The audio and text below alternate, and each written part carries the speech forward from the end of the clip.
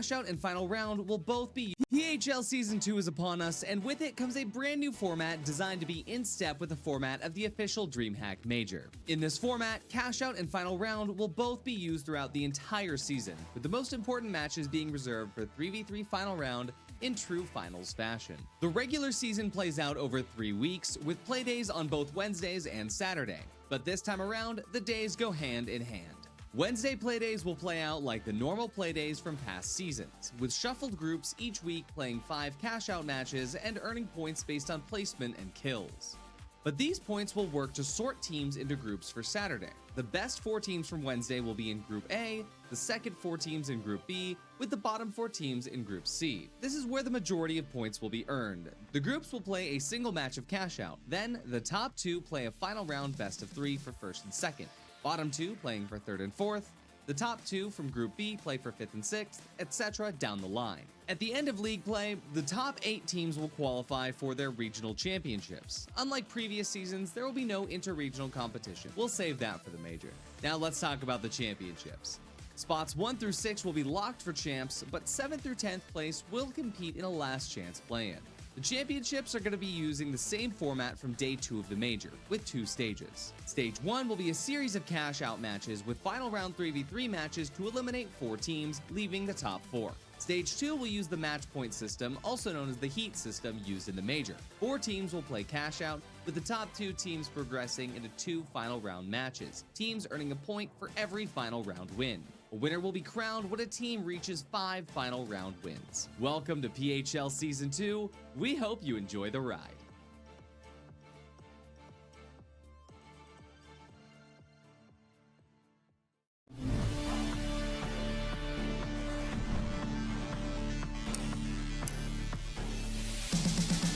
That's 2 from graduating. He's done it. He's finding success in the middle of this furball. Absolute calamity from this. The winch is going to stall it, and he's done it! He's done it! Unbelievable from OG. Carries the team. How has Carnifex gone away with that? He even gets the second.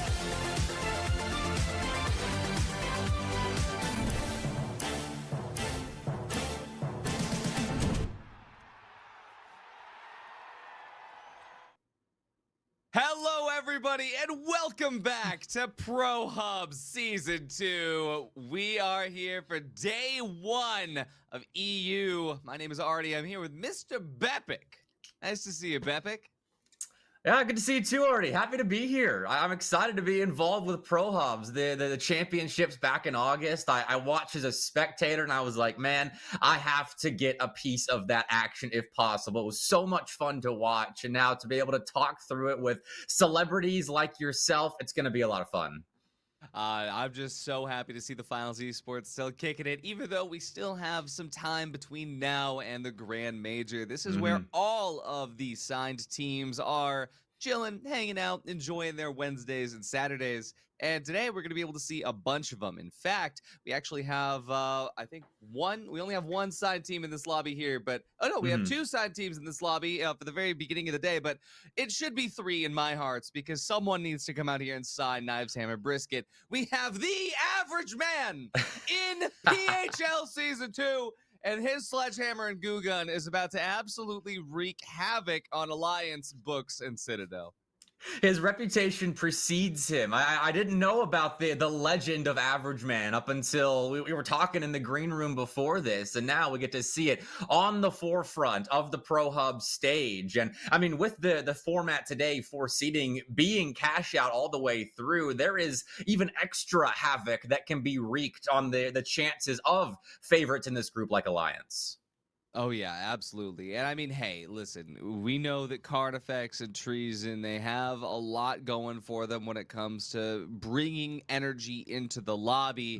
But when it comes down to it, the fan favorite is going to be Average Man. I mean, he's the Ruby Labubu of EU, and I promise he's going to be bringing that energy into it. I'm excited to see it. I mean, Sledgehammer mains want to be him. Women want him. What more could you ask for the very first day of EU? No kidding. I mean, we've got 5 out of 6 EMEA teams playing in the Grand Major as well next month that are competing in Pro Hubs today. I'm stoked to get to watch them and the high level gameplay they bring in a chaotic game mode as cash out. You saw the map picks right there. 5 games of cash out per group today. We'll be watching 15 games. It's going to be a bit of a marathon. And I mean, within each group as well, everyone has to be ready to lock in for 5 consecutive games of cash out, points based on placement. And we talk about all the chaos wreaked upon this group A. I mean, you want to get out with the best seed possible, but it's not going to be easy to survive these groups. Oh yeah, exactly. And I mean, I used to have to reference like super obscure games from like a PHL Playday, where it's like, oh yeah, this one group where we had these teams in the lobby, and then there was a Hmm. Googa, and there was like a goo stall, or someone had a sledgehammer, and it was insane. But now it's like we could reference the closed qualifiers where we had so many lobbies, especially on the NA side of things, where one team with a goo gun just disrupted everything. And so we're looking here now for PHL season 2. And with Knives, Hammer, Brisket going to be present every single day, average man with that goo gun, we genuinely have an opportunity to get some crazy upsets. And remember that every single point earned on Wednesday is going to impact how many points they can earn on Saturday. So I'm excited to see exactly what's going to start off here. But Citadel Gaming, they're starting off with absolutely no quarter given as Kiko Wani goes down first and foremost. It's chaos on the screen, Bebek.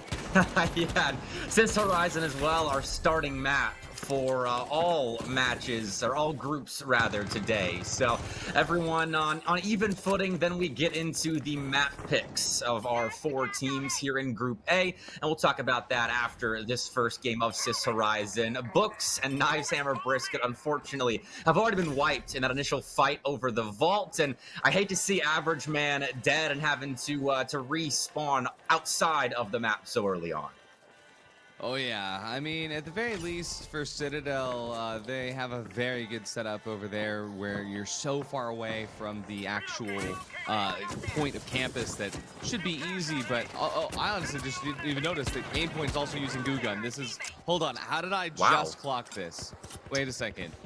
This is kind of Already. insane. We are going to see Books Esports, though, come into this fight on campus early on. And for now, though, Citadel, they are doing a good job at trying to kite around. But Lovely goes down first. A hail of gunfire traded out as Mr. Redbox goes down on Books. Citadel Gaming, though, the damage comes through. Aim Point healed back up by that H plus diffuser. Cost Cat Lover their life, though. Right now, Books Esports 2 up. Citadel does manage to get Lovely to coin back in for now. But as they try to run over, Aim Point cannot stay alive for much longer. Books Esports has control over this cash out. It's a nice recovery. Should have a chance now to get those 8,000 credits in their bank early on, but Nice Hammer Brisket wiped again, and Citadel, upon respawning, just can't get everyone alive after they took that fight with Books. So after Books did die early on, they have recovered nicely with that fight. And yeah, 2 goo guns on the map right now. Nothing else that's too crazy. 3 healing beams, and yeah, that's pretty much the maybe off-meta picks. Not healing beam any longer, but a couple of goo guns and the medium specials being changed out a little bit. Oh yeah, I mean, just to see the hue beams coming through for all the teams, it does work out well. But Nice Hammer Brisket, of course, with no medium on the team, means that that's going to be well, one slightly different approach to this. But even though Kikowani has a grapple hook, he's not going to be able to jump up to the top there, help out Average Man. Average Man goes down solo. Guard effects, Treason, they're going to wipe out the entirety of Knives Hammer Brisket. They're not screwed around with any of that sledgehammer goo gun stuff that'll jump around, though. Citadel Gaming, they're also not messing around. Even though Books Esports did manage to get the cash out, we do have Citadel trying to recover some of that lost cause by getting a lot of kills, getting the team wipe bonus as well. 7,500 in the bank for them, but they gotta get this next plug as they open up 3. There are points for kills as well as placements in these games of cash out on seeding days. So it is important, maybe if you aren't topping your group in these games of cash out, to at least farm kills at the very end of games, especially if you've already got your placement kind of locked up and you're just kind of chilling with that last cash out happening. It's a pretty good strategy to move in and still take fights, keep the action rolling around the map. So something to keep in mind for these players and everybody that might be wondering why teams aren't always playing it safe. But okay, throwing knives, taking out card effects, the off-meta picks are still very strong. Oh yeah, absolutely. Look to see Kiko Wani out here. The throwing knives, hopefully gonna be able to finish up. Palma trees up the other side. His card effect's not there. It means that they do have a little bit more opportunity to move around with Vault 4 in their possession. Treason gets a little bit of damage out, but he's not gonna be able to stop this plug from happening.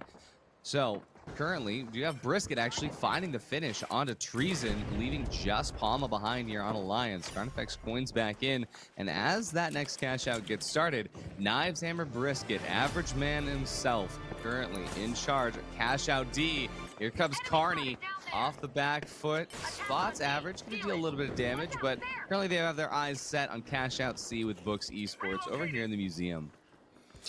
So it will be Citadel challenging Knives, Hammer, Briskets, and Books and Alliance. A pretty good battle kicking off here. I mean, these are the two teams that did have to fight through qualifiers in order to get back into Pro Hub Season 2. So slight favorites perhaps in this lobby. Alliance especially one of the favorites here to get out with the top seed on seeding day going into this weekend. But fighting at the top of the scoreboard right now, but with no control of cash out C. They're having to flank around, see if they can't pincer Books Esports right now. I mean, they have a good setup to do it right now. They know that they could trigger the drop early in order to bait them off of this high ground that they're holding, but instead, Alliance, they're just going to try to take this fight as early as possible. Over to the other side, we do see Knives, Hammer, Brisket retain control of their cash out by wiping Citadel. Here we go. They're going to start that drop, and Books Esports coming over to the side. They have given up their height position, but for now, Alliance, they're just going to start with this full steal. Treason holds on to it, but unfortunately, it was not the right move there, and even though Palma and Carney pick up 2. They are damaged for it, but Red Fox, 1 HP in a dream. He's going to go down. Alliance, they've got this box in hand. It's going to be Alliance and Knives, Hammer, Brisket in charge for now. Knives, Hammer, Brisket, though, they're going to have to survive one more wave from Citadel as they make their final approach here. Going to need to use the C4 in order to break all of that goo. Cash out drops one further floor. Cat Lover 31 going to be able to take out Brisket, but for now, Knives, Hammer still available. See exactly what they're going to be able to pull through here. Average man holding the side, waiting to use that Goo gun to stall. The dome will alert Pikawani. He's about to get jumped on. He's going to be able to reposition really early on in that fight. Citadel Gaming, they know they're not going to be able to make any single bit of progress towards this point with just aim point alive. One Goo gun versus the other. But I gotta say, the throwing knives, the hammer, the brisket, they all somewhat outclass here in Cash Out 2. I mean, so much movement on the Knives, Hammer, Brisket composition with the dash and the grappling hook on those 2 lights being played, as we pointed out earlier, and then the Goo gun just for good measure to frustrate anybody it comes in contact with. So nice fight 1, and we are shaping up for a pretty electric finish to map 1 here. Alliance in a good position of control, but Knives, Hammer, Brisket holding on to second at the moment as we look to start playing around those last couple of cash outs, but one station has already been started, and it's Alliance in control of it right now, so they're in a very good position to win map 1. Oh, you know who wasn't in a good position there? It would have been Books Esports. Every single player of Books Esports shot in the back as they realized who plugged in this campus trying to escape, but escape was not today. Citadel Gaming and Knives, Hammer, Brisket could be going at it yet again over here. This time over the Red Art District, but you got Citadel trying to build a little bit of a goo wall. Now that build does manage to do a lot to prevent any sort of progress from being made, though. Check this out. Knives, Hammer, Brisket currently over the sidelines, making sure to stop this right when they need to. Pikawani gets traded out with Brisket here. For now, though, average man, that sledgehammer is swinging, and it finally connects on the aim point.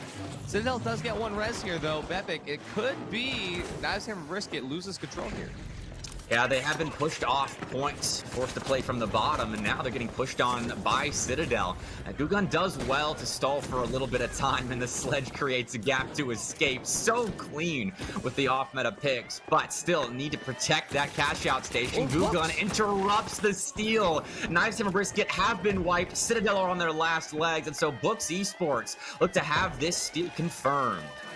That was the third party that could. I completely forgot about the opportunity of a third party to come in here, because EU almost never comes in with a third party is the way the NA does. But so here we go. I mean, Books Esports, they once they respawned, they were running over here in the beginning. I remember that they were leaving Alliance last time we saw them, so it makes sense they were going to be able to come in there. And you know, after a really messy fight between 2 goo guns, hey, who knew a situation with 2 goo guns could get sticky? But you got Books Esports now in control. Knives, Hammer Brisket gonna be able to make their way over. They've got 2 sets of gateways. One of them already being used here. Drop down all the way to the bottom floor, right into Books Esports. Citadel gonna be coming in from the top ropes as well. Bigger Blue opens up with a double kill on Akiko and Average. That's gonna leave Brisket only over on KHB. Do you see Citadel going down to 1 player as well? At the end of the round, Books Esports retains control, but Alliance is in first place. That was a clean finish from Books there. I mean, they made the right decision to not take a head-to-head fight with Alliance, who were already well set up around that cash out, and instead try their luck with the third party. And despite all of the insanity of the goo gun, the double lights, whatever Knives Hammer Brisket were throwing at everybody in this lobby, Books took control of that fight, secured the third party against a weakened Citadel. I think there was 1 player left that Books had to deal with, and Knives Hammer Brisket fell as well. So made the right decision late, and they will get the 80 points out of second place that I think they deserve for that clean play at the end of the map. Absolutely. I mean, this was a pretty good showing, though, for Average Man with the sledge goo at the very beginning. I gotta say, though, I was not expecting to see a second goo gun in the lobby. And even though the performance from Aimpoint was not exactly where I would want my goo guns to be, I can't say this is unexpected to see the 2 teams playing off meta, not necessarily towards the top. That doesn't mean that it's not gonna happen. I mean, we start on Cis Horizon, of course. We do have a bunch of other maps coming through, and I think that Alliance being in first place is the only thing that we can predict could still just be extremely consistent throughout the rest of this group. As far as the Sledgehammer performance, though, Bepic, are you convinced? Are you convinced that we could be seeing Sledgehammer above that 3rd place spot? I mean, I think in 1, maybe 2 of these maps, we could see Sledge taking a position outside of the bottom 2. But I mean, right there, you saw the meta picks reign supreme. Alliance looked so solid, and Books there at the end just overwhelmed the 2 teams they were fighting against. And so I think we're seeing consistency at the top right now. I will need to be convinced further on future maps here. Maybe the map pick, it was Citadel is the last map we're playing, and that was what Knives Hammer Brisket chose, and as they were the lowest seed, that's what we finish on today. And next we move over to Alliance's map pick of Bernal, and so I'm not sure we're going to see much of a shakeup at the top. Yeah, I mean, especially Bernal being chosen by Alliance, I have to wonder if they chose it specifically because they knew that Average Man was going to be in a lobby. And if there's any map that I would choose if I want to get away from a Sledgehammer, it would be Bernal. A map where not only are you going to be traveling extremely far away from EU, you're also going to be able to travel very far away from pretty much everybody, with cash outs being hundreds of meters away at points. The spacing between the cash outs being pretty far away from each other on average. I think that even when you get the closest spawns, it feels like they are extremely far apart. And that extra space is going to be able to help out. But of course, Bernal does have that ability to kind of get under your skin if you do get the cash outs that are amongst a bunch of the different buildings where, hey, I feel safe because there's a wall next to me, but this nice Average Man with a sledgehammer, unfortunately, has told me that, no, there is no wall anymore. So we'll have to see. We'll have to wait and see. I mean, for the goo gun as well, I think depending on the position of the cash out, it could be strong. So we'll have to see if the teams pick their points properly, or if they're even allowed to. Whoever gets control of the cash box is going to have a pretty significant advantage. Going on to Bernal, which we're loading in now. We'll see if Alliance and Books can maintain their positions at the top, or if Knives Hammer Brisket and Citadel can get their get-backs on Bernal here. It won't be easy, but here we go. Map 2. Map 2 already on the way. Aimpoint is going to be committing to the goo gun here. No, I don't have to say it. Average Man, you already know that. But Average Man's team does manage to get the tap here. Alliance, though, they've got the high ground immediately. Kiko Wani going to be using that grapple to try to get behind on an off angle. But Treason, he's not having any of it. This Brisket goes down first. That's going to be the primary range damage from that 9-3R removed from KHB. For Alliance, they are just trying to make sure they know exactly where Average Man is at any given time. The goo gun is going to try to add some prescience, but for now, Alliance, they do lose Carney. He does get a little bit close to that giant spoon. Average Man going to be swinging down. Even though we do manage to get some extra damage out, Alliance retains all 3 players up. Had a nice go at it, but unfortunately Alliance, as consistent as ever, will win yet another team fight. Now Books moving in will win their opening team fight as well. So the 2 top teams in the lobby continuing to reign supreme on Bernal. Unfortunately, Citadel and Nicehammer Brisket, it was nice of them to stall out that second fight enough so we could watch the end of it, but it is them getting wiped early on again on Bernal. Oh yeah, gonna be a very nice time to set up for Books Alliance here. Alliance already getting jumped in on as KHB is back from the brink. Over here in the Trentilla building, currently just trying to figure out for Brisket and Kikowani where their point of entry is gonna be able to come from. Alliance having full top control right now. Will fall a little bit early there. Palma has to get healed up by that H+ infuser. Average Man gonna go down, stuck in his own goo, as Palma finds the double on a Brisket as well. Kikowani only able to take out Carnifex before getting taken out in a hail of gunfire by Treason. Over the other side, Citadel Gaming also having a similarly rough go of it. 8 point finally taken away as soon as we cut over to the cash out. Books and Alliance, I mean, I think Sister Rise was just a warm-up for these 2 teams, because this is stability manifest. Yeah, it's starting to look that way, unfortunately, for the underdogs in this lobby. The off-meta picks aren't exactly working. As good opening fight for the Sledge, but I mean, Alliance can do so much damage as the pack that they move around as so quickly that that Sledge isn't super effective. But we're having a pause come in, so maybe that had something to do with the early wipes. We'll see. Yeah, it could be. I mean, Average Man crashing there. It's unfortunate. He's already back, though. Wow. Oh, wow. He came back so quickly.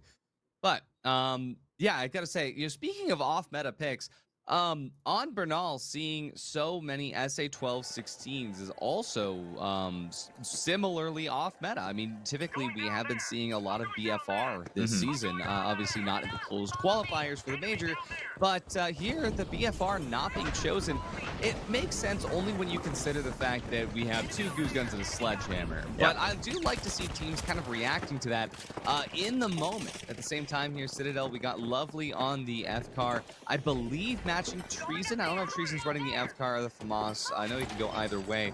But for the F-car coming out from Lovely is actually, going to be taking Treason's signature away from him here. And I like to see Treason kind of performing well with it, especially when he has those back angles, knowing that there's going to be a goo gun coming through, so he has to put a little extra space. It's good macro from Alliance. Yeah, and I mean, no repeater as well because of the close proximity fights being taken with the compositional picks as well. And so we're seeing another last-ditch effort try and steal away these cash outs, but Alliance have be firmly under their control despite the efforts of Citadel, who just have aim point alive. We'll see what they can do, and with the goo gun, you can escape easily if that's what you choose, but not quite panning out there. Took the fights and was promptly taken out. Did you catch the primary weapon there? Oh, is it flamethrower? I think that was a flamethrower. Respect. This is unprecedented. I believe that this is the first flamethrower since Season 0 of PHL. We did have a flamethrower in Season 0, but I don't even think that was EU. This could be... I'm gonna have my data boys go look at that. Is that the first flamethrower in PHL EU? We'll have to wait and see once we get that data back, but crazy stuff to see, to say the least. But it didn't go too well on the first set of cash outs, but we got Vault 3 and 4 in the arena. Cash out C is scarily close to both of these vaults, but Alliance, they know that they're going to be able to take the long run over here to the side of the map, where cash out D is all by its lonesome. But Alliance is going to wait for this plug. This spacing has been something new that we've been seeing since the closed qualifiers, where teams really do not want to get staggered as much as possible. So they're going to be waiting for that plug. Finally found the time to do it. For Alliance, we do have one player down as Treason got caught out by Citadel in the run over. Oh, the Books is here too, Bepic. Okay, well, 3 teams interested in Cash Out D. Alliance have control of it, but only 2 players standing. Citadel and Books want this fight, much to the happiness, I'm sure, of Knives Hammer Brisket, as they will be alone for now. A steal being stuck by Books, and they will get the steal off. Had to sacrifice Krieger, but Alliance back up on their feet, though, without Cash Out D under their control. Books with Krieger still down. Red Fox chewed up as well. It's 2 players down for the count. At Citadel, though, they're reviving. Everyone's kind of staggered at the moment, so that benefits Books, who now have time to recover. Yeah, no team came out of that cleanly. We do get the reses coming through here. Citadel rezzed first, but they rezzed in such a way where they weren't necessarily as close as they would like to be. So Books Esports are going to have a much easier time holding on to this for now. They do manage to go and get that height, but Alliance sensing blood in the water. They're going to run away from this and go chow KHB over on their point. Mr. Red Fox finds the opener here on the Citadel. That's going to remove Lovely. No more defibs available for Citadel Gaming. Means Books Esports, well, they're going to have an easier time. But Aimpoint is already sticking that res to bring Lovely back into the fray. Books Esports not challenging that, instead holding up the top. They know that that flamethrower goo gun could be detrimental if they get close. So they are going to try to rotate and put distance in between them and Books for now. I like this play here. It's good macro from the team. But for now, Krieger Blue still going to be taking a lot of damage. H+ Infuser back off cooldown from Red Fox. So finally gets healed back up. Here we go. Timer ticking down. Books Esports still in control. They know Citadel's going to push the point, so they're trying to close in fast. But as this seal comes to fruition, Books can't get close enough. Oh, but they are going to be able to get the stall. There it is. They make sure that seal is not going anywhere. Books Esports collapsed in at just the final moment. Over to the other side, Alliance does the same, but this time they're going to be able to hold that steal. PHB gets wiped, and that's Alliance and Books. They do it twice, baby. Poor KHB, they were spectators for a large portion of that second cash out sequence until Alliance decides that they don't want anything to do with that 3-team fight, and then they just go and assert dominance over KHB there. So Alliance and Books again in full control. Citadel had to go at stealing that second cash out, but unfortunately Manda watching over things with that winch prevented the steal. Was well covered, and this is a much starker scoreboard going into our third set of cash outs here, with Citadel and KHB in a rough spot monetarily. Oh yeah, I mean, currently sitting at 35k, short of a double. There's nothing that could knock Alliance off that first place position. So for now, even after the plug, they're fully set. So they're just chilling at the moment. Citadel Gaming, though, Cat Lover has a choice. Could either go and split it and try to make sure they could fight for that third place, or they're gonna do what any team towards the bottom of that scoreboard would do and try to bring this over thusly to cash out A and get that double. As we see it closing in, here they come. Books Esports gonna be losing Krieger Blue early on. See if they're gonna be able to find the res here. I don't think they're anywhere close to that trophy. There's the plug, the double. Okay. Already day 1 EU map 2. We got a double. That's what I'm talking about. I mean, no playing it safe here. These teams want the win, and that's what you should be aiming for in a moment like this. And Citadel's going for a steal now. Carnifex runs in to interrupt, and even with that flamethrower covering, it's still not enough to stop Carnifex from stopping the steal. Citadel, that's a nice try, trying to, amid all of the chaos, snatch away control of the cash out, but doesn't quite pan out. And now Books have lost Mr. Red Fox, and Alliance still standing strong right now. They are in a commanding position. Oh yeah, they're gonna need to be, because right now with that double, any steal would knock them out of that first place position unless they can get enough kills to try to clear the gap. And so they kind of understand that Knives Hammer Brisket could get the steal, but they could also get enough kills to make up that difference. So Carnifex just gonna be popping off in the lobby right now. We see Average Man and Brisket trying to survive amidst Books and Citadel all collapsing on their position. Krieger Blue, he has to reload. He gets all of the goo sledged through the forehead. And right now on the other side of it, Mr. Red Fox and Manda both find 1 each. for now, Alliance, they still hold position. Citadel trying to go for the steal. Flamethrower here going to be lighting Alliance and Books on fire. It is chaos in the arena, but as that timer ticks down, it's Alliance that holds control. Not going to get stolen out from under them here, so they're finally able to drop a little bit. They drop Cardiac Bomb, not going to matter at the end. Beautiful finish, and we have almost the exact same positioning across the board, except the very bottom of it, Knives, Hammer, Brisket, and Citadel traded places for third and fourth. So Citadel in third, Knives, Hammer, Brisket in fourth, and chaos throughout the entire arena, Bebe. Chaos reigns supreme. I think we had an idea that was going to be how these seeding days were going to play out. But hey, Mr. Red Fox, 14 elims. That's not too shabby. And so Books, I mean, second place, yes, but at least racking up the points in the kills department, which could be a factor later on, maybe not if Alliance keep up this level of domination. But we do get Books map pick next of Fortune Stadium, so maybe some bright side there. That third, fourth place battle is honestly the most significant because that was tight at the very end. I'm not sure the teams were playing for kills to maybe grab third. I think their focus was largely on maybe jumping into first or second place with the double cash out. But it's significant that KHB fall to fourth. Oh yeah, I mean, I don't think anybody could have seen this, I think coming from Average Man not being able to find one singular cash out. I mean, granted, things were a little bit closer in the last one. I think we had close to 20K for Average Man's team. But down here, falling from grace, but it was actually Brisket that dropped the donut here with the 9-3R, which is surprising given the fact that the two weapons that I think most people would kind of agree are not actually real weapons were able to do a lot more for the team. But I got to talk about Alliance. Alliance had full control that entire time, no matter what was thrown at them. And if we go back to looking at NA in the close qualifiers, as everybody keeps referencing, right? We talk about when the goo guns appeared and all the chaos came down, all the signed teams in NA that were struggling to deal with it. Well, when it's EU's turn to deal with two goo guns in the lobby, genuinely, Alliance is faring quite well. Yeah, and they've spaced out nicely. They know which fights favor them. I mean, I think back to when they were caught in a 1v1v1 over that second cash out in the game, and then they just said, nope, we're out of there. Want nothing to do with a 3-team fight. Went and challenged KHB and had no difficulties wiping them. They know exactly how to play against this competition, and they're spread out well. They don't let the goo gun stall them out. If one player gets caught in the sticky gooness, then you've got two others to help support and take out Average Man before he's able to do anything too crazy on you. So Alliance know how to play this matchup well, and it's showing right now on the scoreboard.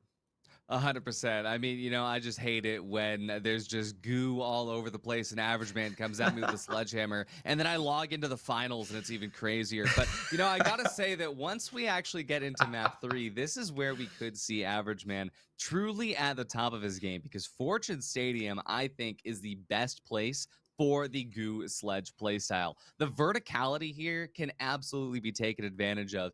And for all the time that you could spend on two different team fights, trying to get into the cash out, trying to make sure that, you're able to set up, you could also just spend 30 seconds demolishing the bottom floor of a point and then making your entrance for one clean team fight. And that's what Average Man does best.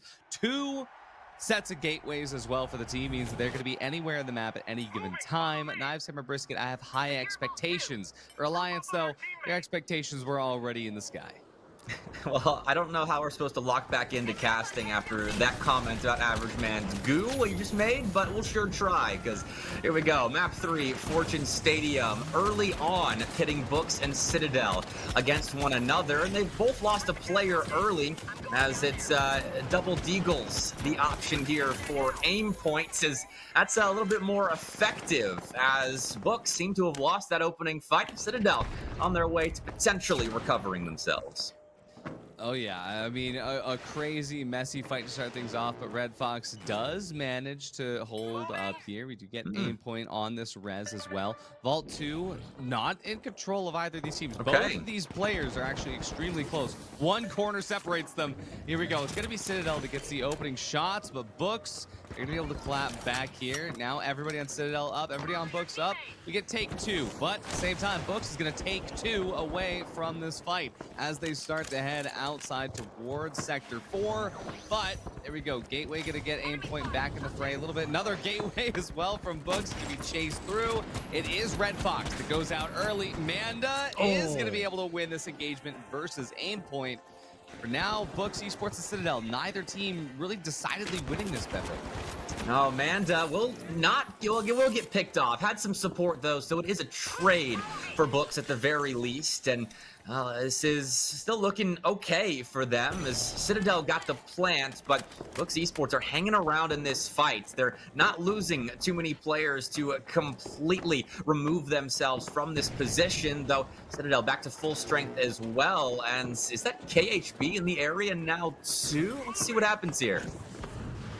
See exactly what happens. Haven't seen KHB yet, but as they start to make their way through the aura, it's actually just like a thumping in my ears that tells me when they're nearby. But Krieger Blue takes out Kikowani early. I hear the sound of knives clattering to the floor, not in a good way. Citadel Gaming, though, they're going to take back shots here from Books Esports as they start to make their way over. The third party is where Average Man thrives, though. We will see these goo guns start to really mess up Books' movement here. And as Red Fox goes out early, that's all but too true. Krieger Blue, though, claps back to take out Lovely from Citadel. Manages to use his defibs. No defibs remain for Citadel at this moment in time. Books Esports coming in for the steal. Let's see what they can do. Still Citadel holding control, playing off points as well.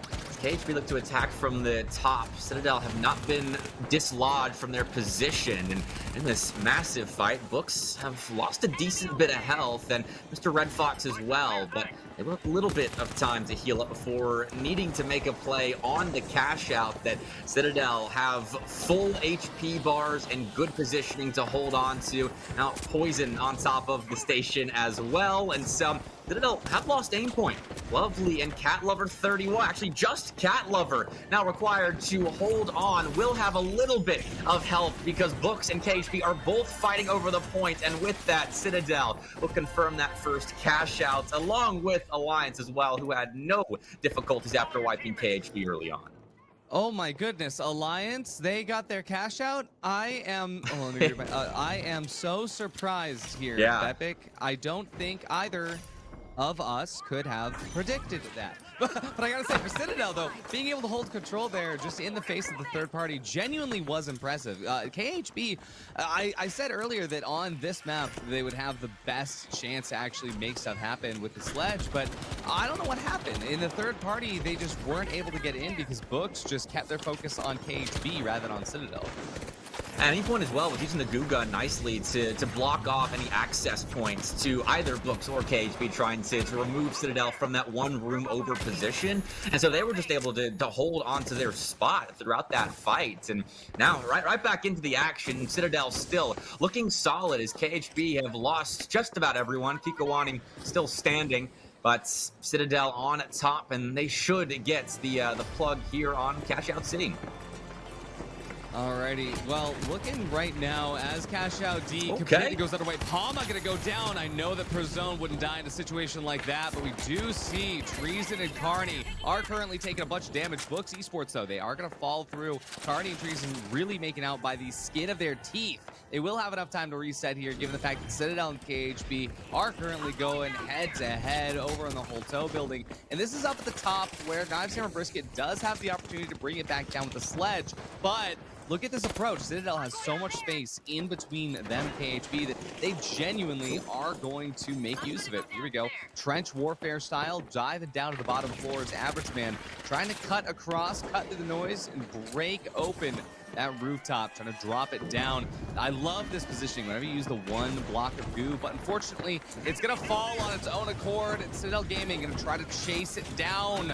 Here we go, though. The sledge gonna be dealing a ton of damage down to aim point. Lovely holds on with the heal beam. For now, KHB, they're unable to really do a lot of damage in a way that matters as Brisket falls early on. Kikowani can get that chunk damage out with the throwing knives. An Average Man, he's forced to retreat there. Yeah, lost Brisket, who will be back up in a moment, but KHB just can't get access to point, really. And Cat Lover, even outside of the cash out room with some support, will have Citadel in a fantastic spot to add another 12 grand to their bank accounts as they eventually wipe KHB, who did well to survive, very shifty with the double lights and the goo gun providing staircases wherever they want, but still not enough to win a fight. And Books, meanwhile, have been wiped again.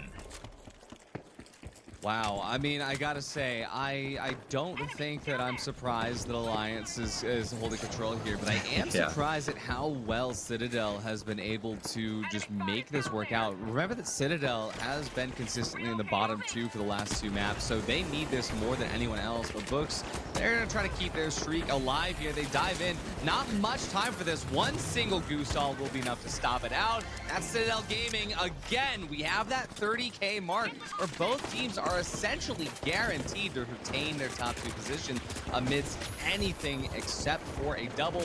Down here, KHB just going absolutely crazy. Average does find Palma, but it had to be Alliance that closes this out. Of course, once you lose Brisket, you do lose that extra range damage. Kiko Wani not really able to do much with throwing knives on this map here, Bev.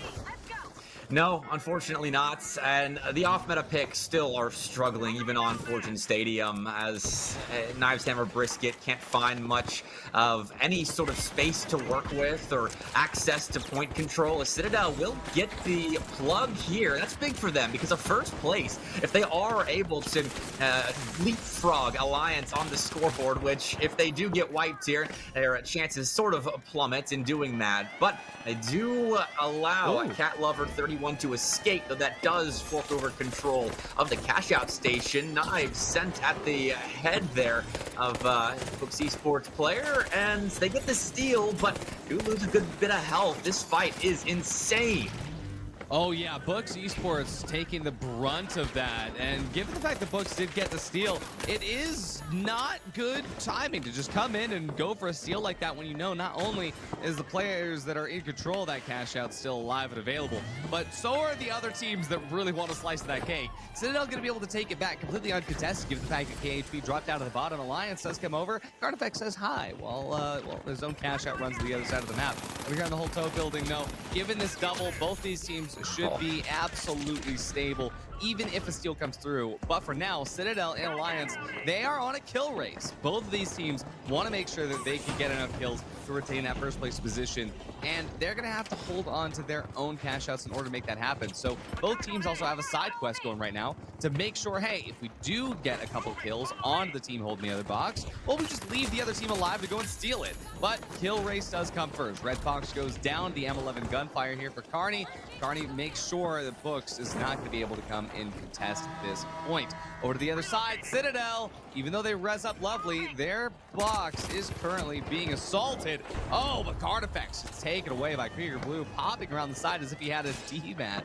For now, though, Palma, he holds the stall, but it's a 1v2 situation in a bubble that's not his. Alliance goes down with Treason nowhere near. That means that Books gets the steal, and Books, while they won't upset Alliance's position, it's going to be the fact that Citadel holds their box that will. Citadel currently in the running to maintain this first place spot, and even if KHB takes it, they're going to stay up at first. KHB going to get taken away here, so they're not going to be able to hold it. Citadel, first place confirmed. Absolutely crazy as Alliance gets upset out of it. Good on him. I mean, Alliance sent Carnifex out to kind of scout and see if he couldn't grab some kills in the middle of the map, or maybe a steal if the opportunity presented itself, but that ended up leaving them vulnerable as Books come in and make a strong move, overpowering a weakened Alliance. So they'll nab themselves a nice position on the leaderboard, but confirm Citadel as first place on Fortune Stadium. That is the big story after Citadel was stuck in the bottom 2 on the first 2 maps. Yeah, I mean, from bottom place on map 1 to first place on map 3, that is the kind of comeback story you'll love to hear. That's what Cash Out's all about. And again, though, I gotta say, the fan favorite, Average Man here, being in 4th place yet again is surprising, given the fact that we saw some pretty decent performance in that first map. Fortune, we all thought would be one of the better maps for Sledge. I even see Oppo and Jet saying, hey, Sledge, this should be your map. But to be honest, I think that this is mostly a story about Citadel figuring out exactly how to maintain standing around Alliance and then let everything else fall into place, because that's what Books was doing very, very well in the first two maps that Citadel finally figured out how to do on map 3. With 2 maps remaining, though, it's still anyone's game here, Bepic. It is, especially, I mean, Citadel jumping up into a good position with those points. They just did, they did more around the cash outs than KHB was allowed to do. Like, KHB had a lot of kills in those extended fights that developed, but they never got any sort of point to control. They never got access with those kills to the point. And so they had no map control, really, that they were able to build off of. So it's another performance towards the bottom of the leaderboard. And moving to Seoul next. That is the map pick of Citadel, so it's got to feel good. Skyway. Oh, Skyway. I gotta say, yeah, Skyway is gonna be a fun one to watch, but I'm thinking back still with that very last set of cash outs where both Citadel and Alliance were just going for that kill race, right? That pacing on Fortune is so difficult to maintain, but on Skyway, I feel like they're gonna have a little bit of an easier chance if it does come down to that, especially where you don't want to make sure that, or you want to make sure that your team isn't just running away at any given time. I think it was Treason that went down first and had to win. I think that this time around, Alliance is going to make sure that they're not making any of those small mistakes when they do try to go for a little third-party adventure. But I gotta think on this though. Books Esports, genuinely, they have to be reeling from that third place finish. It was so close at so many different points. Skyway Stadium is going to be very much more controlled, a lot less third parties to get in Books' way. Yeah, and they did make the nice snap decision, at least to confirm third place there at the end and steal that last cash out away from Alliance. So thinking quick on their feet, but yeah, this fourth map sees pretty much everybody in the lobby trying to make up for something lost in the last map or maps previous, with Citadel in a great spot moving to their map pick on Skyway Stadium, which has to feel good. You know, you get first place on Fortune on the map pick of Books, and now you move on to your preferred theater of war. So let's move in as Alliance have themselves a pretty good advantage, again wiping poor old KHB right off rip. I just got done, like, in my internal monologue going, ooh, CBO1 repeater, and the KHB was already dead. At the same time, we jump over to see Citadel Gaming. Only 1 bar of health remains for Lovely, and that M11 is going to make that not be a thing for much longer. So already less than 40 seconds into the lobby, both teams have gotten a full team wipe. We have 1 plug over here on open office for Alliance. This is going to be the best case scenario for Alliance, especially given the fact they're running that CBO1. Treason already killed Brisket off the spawn.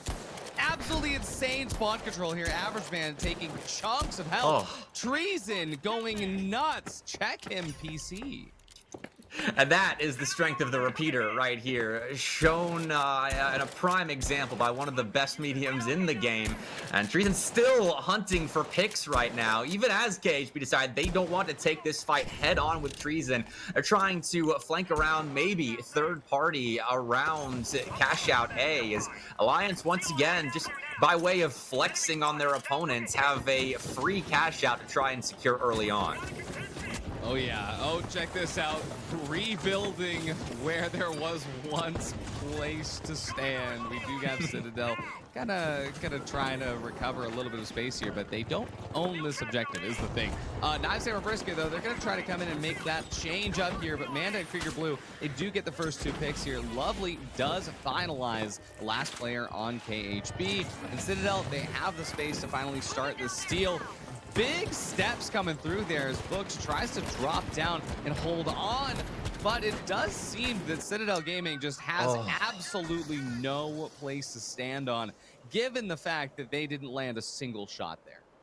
If they were able to take Manda out as well, that gave them a shot to maybe pulling a steal off. And now the time pressure is on as they respawn and look to reset. But now Books can set their structure back up around cash out A. Very nice fight won, despite all of the insanity of KHB and Citadel challenging them. They weather the storm of a 1v1v1, and, well, here we go again with time pressure on everybody except for Books, and Alliance must feel like they're on vacation right now. It is easy does it. So far, so good.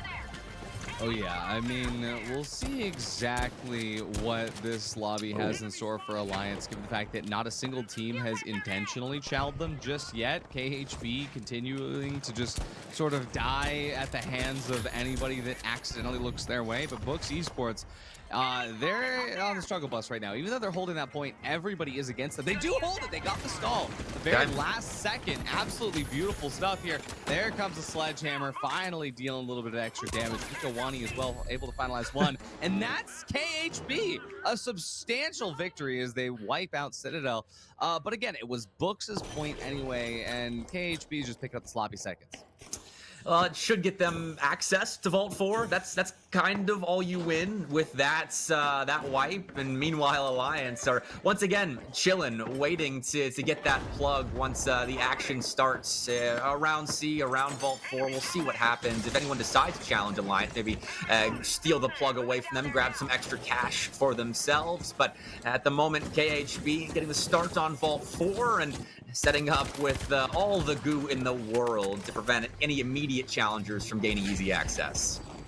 Oh yeah, I mean, this is honestly the most central location that Alliance would have to worry about, and even then, it's every single team just diving in. Alliance can just tuck inside of the villa, and they're going to be fine here at Estate, sponsored by Volpe. For now, though, Palma looking for the opportunity to just make sure he's staying available to get that winch stall if anyone does jump on that point.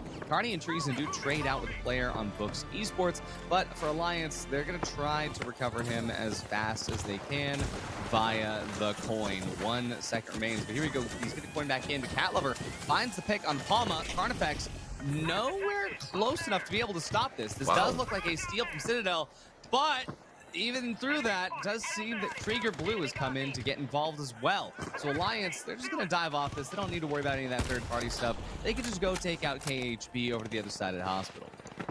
Nice little safety net, I suppose, just continuing to bully KHB. That's a one-on-one matchup that I'm not sure we've seen Alliance lose quite yet. So we'll keep tabs on that while Books and Citadel continue to jostle for positioning right now, as steal will be allowed, as Books will claim cash out D after wiping Citadel, and that's a nice fight to win, as it will keep Books in a fairly commanding position at the moment on Skyway. But now we turn our attention to Alliance and KHB just to see how dominant Alliance is in this fight, or if KHB can turn things around, which they've nearly lost Brisket. I think a breath of any fresh air, wind, someone from Alliance breathing on him could have killed him, but back to full health. You don't have that healing beam with KHB to get him back up. But either way, you've got Alliance not taking you out just yet. That's a win. Oh yeah, we do have a nice certified Alliance victory through here, but as Palma gets chunked out by Citadel, who's come over to get involved, this is where things could get a little bit crazy. And for KHB, a giant breath of relief as someone has come out to help them with their Alliance problem. But they won't really be able to find much of an Alliance in that team as they start to steal the cash out with them. Brisket does manage to take out Lovely, who's traded through. His average man is removed. Pikawani as well. Just be down to Brisket to stop the steal. Treason to be locking this down. But as they drop in, it is going to be KHB holding the box. 1 kill only is in between Alliance and KHB at the moment. This could go either way.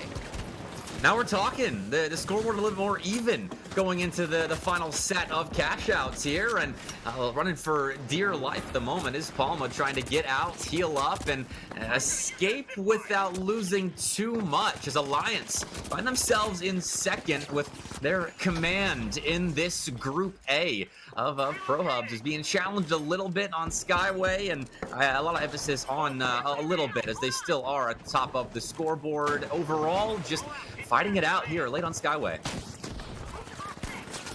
Oh Wow, already just looking absolutely different here. Alliance just sitting up in their chairs to make sure that that doesn't happen again. You can just tell the way the Palma is moving that there's a different aggression about them now. We do see Vault 5 making its way over to B. It's going to be KHB getting the plug, which will put them decidedly ahead of Alliance in terms of money. But for now, as Treason takes out Brisket, Kikawani gets the refrag. It's going to be a 2-on-1 situation. Carney going to be running away with his life, possibly with one of his teammates' trophies. But now the conversation is going to turn to Citadel and Books. Citadel gets the plug on a cash out A. Both of these cash outs are one building apart. This is insane. Only a market separates them, and Books Esports is about to dive in on the point next to KHB, but this is inside of a building where Sledgehammer could do the most damage. They're able to mitigate all of it, though, but as those knives start to clamber down to the floor, Books Esports, they're trying to retain positioning up towards the top. They do manage to get up there. Do they have the space to hold a steal? I think they do, given the fact that the Lions seems to be giving KHB just as much of an itching to the side. Right now, it's 3 teams inside this building here, Bepic. I mean, the game wants chaos, even at the end of a very even map, putting these cash outs so close to one another, and Book's a little bit worse for wear, still can't get a steal off, but Alliance not quite finding the same sort of footing in this game that they've had previously in maps in this group. So we see KHB continuing to hold on to cash out B, even after losing a couple of fights, just the pure proximity keeping them in control of the point. So with everybody back up, they are in a good spot to maybe grab first if Citadel can continue their access to cash out A. And so let's see where this thing unfolds as again, Manda attempts a steal on B, but it will be interrupted. Oh yeah, I mean, if anybody takes us away from KHB, there is a chance that Citadel does manage to hold up second. But wait a second, Palma finds a double with the C4 on 2 different players from 2 different teams? What is happening? Palma, he's gonna be holding on to this cash out, but Books comes down to make sure, hey, you're not gonna be able to take this away from the KHB squadron. KHB currently holds first place. I can't believe I just said that. And as Books gets wiped, it is 1 kill for Alliance to be able to set them into second. And second place should be held up by Citadel as they're going to be able to walk away with this. This is not the spread I was thinking I would see today, as Alliance finishes in 4th place, and it's KHB, Knives, Hammer, Brisket to take first on Skyway Stadium.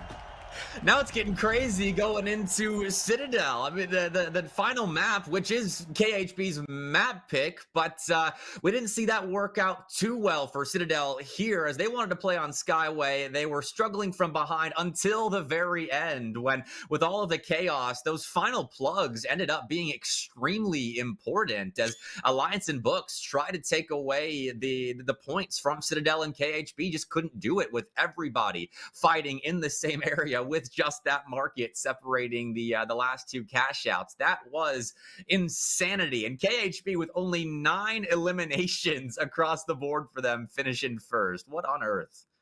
What is happening? And this is actually, wait a second, I'm going to be taking a second to look through this.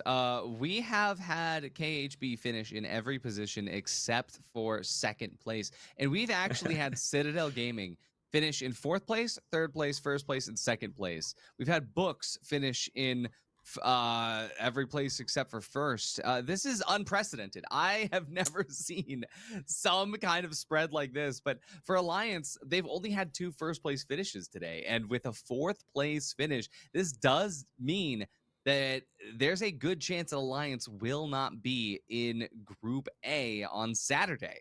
I mean, just losing 4th place in 1 round when you know that there are other signed teams and other groups that have the opportunity to finish in 1st place every single map. I mean, that's a huge hit. It shows you how focused you have to remain through 5 consecutive games of cash out. And not to say Alliance weren't focused in that game. There were a lot of external factors that led to them finishing at the bottom of the leaderboard, which still feels weird to say. But I mean, for these seeding days, it is significant where you do end up. And for Alliance, now they have to lock back in for Citadel and reassert their dominance as they continue to win their fights with KHB especially. That was a fight that they were comfortable with winning, but that shows you the chaos factor of the finals. You can finish with the least amount of eliminations in a map and still notch 42 grand on the leaderboard at the end of a map. KHB found a way to make it work, Sledge and Goo and all, and they will claim those 100 points for finishing first. Now we see what they can do on their map pick. If they can keep that going, KHB might shock us all. Absolutely. I mean, there is still a good set for any of these teams to get enough points to actually make an upset, but I don't think that any of these teams could just have been prepared for that level of chaos on Cash Out on Skyway. But yeah, we're going to jump over to Nozomi now, and I'm very excited for this one because if we do manage to get a set of Cash Outs, Operations, and Cyber Cafe at the same time, which does tend to happen, we could see another game like that where Alliance just doesn't have the upper hand if they're not able to take control as quickly as they might like. But come in now for Nozomi Citadel. We'll see exactly what KHB has in store for us. But man, I love Cash Out. Yeah, no kidding. I mean, we get a lot of 3v3s in the pro scene, but Cash Out deserves its love too. And it is a good way of weeding out squads that maybe rely on just being able to figure out a matchup with one team. But with all the goo guns that still remain in our 5th game of Cash Out here in Group A, that's something else you have to navigate. But at least for Alliance, one thing remains consistent. They have KHB's number.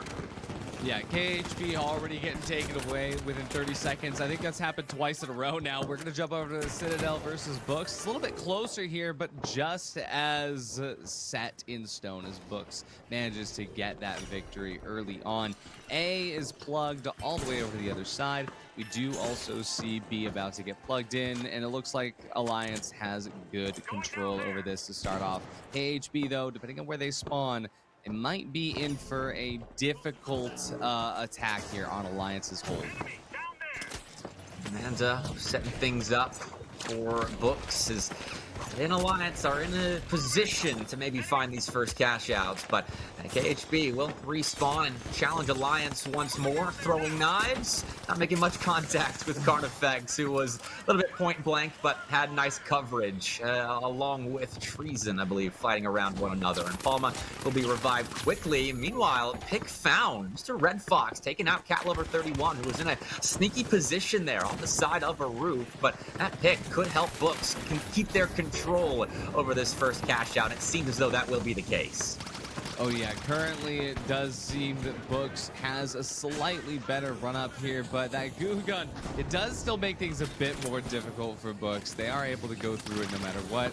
KHB already back to the brink, going to be trying their second run up towards Alliance. And last time this fight was going down, I was going to say, you know, Hikawani makes those throwing knives look a lot different, but genuinely that last fight, look at that, he's already gone. Like, he didn't even get to throw him. A brisket gets taken away as well. This is what happens when Alliance gets yelled at by Young after losing 4th place on the previous cash out. So locked in completely fully. They didn't even take a smidgen of damage apart from the end there. We have Citadel and Books going at it one more time over here. Cash out B in towards the apartments. Let's see exactly where this fight could unfold. If Books doesn't know that this pad RPG is coming up on the rooftop, they could lose out early, but a flamethrower, it is still just completely unprecedented here in PHL. I want it to work out, and for now, for Citadel, they actually have a good chance to make it work out. That goo only going to be giving them exactly 2 pieces of it, and as Red Fox dives in with the M11, he's going to get traded through. Books Esports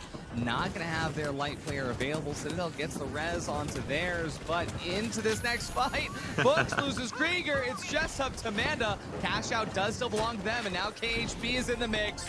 Citadel's wiped. It's going to be Books that holds the point, even though they get wiped out as well.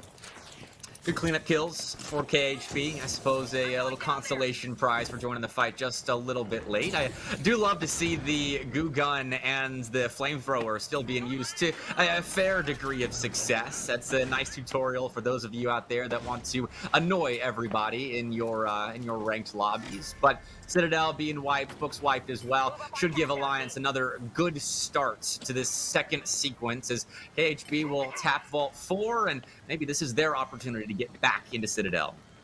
Oh yeah, I mean, it's been a rough game for both Citadel and KHB, but I think that for Alliance, this is just the best map that they've had yet. But Yeah. this is what I was talking about at the very beginning. Operations Center and Cyber Cafe, both of these points here could make for kind of a messy situation, but Alliance is ready for it. You can see that they're staged up towards the front, as close to that gap as possible. But Citadel and Books, well, they're going to have to finish up their scuffle before they, well, start to bridge the divide. We do see Citadel making their way over towards KHB's point. Definitely the decision I would make if I was in this lobby. But as they maneuver over towards KHB, they have to get that early positioning advantage above the Sledgehammer. But we're about to see Sledgehammer versus Flamethrower in something that even my ranked lobbies don't get to see often. And we get to see how KHB look to hold this point, playing the room over, and with the cash out being dropped now, this is a decent position for Citadel. If they can cause a sandwich now, running in and face checking Kikawani, surprising them a little bit as the throwing knives are a non-factor. They fall to the ground with a clatter. And KHB have lost Kikawani, but get them back up. Citadel look for more control around the building, but KHB are holding on to numbers, holding out onto the cash out, and Citadel losing Cat Lover to the Void there. So they've been wiped, and I think they jumped off to get that team wipe. I missed that their teammates had fallen as well.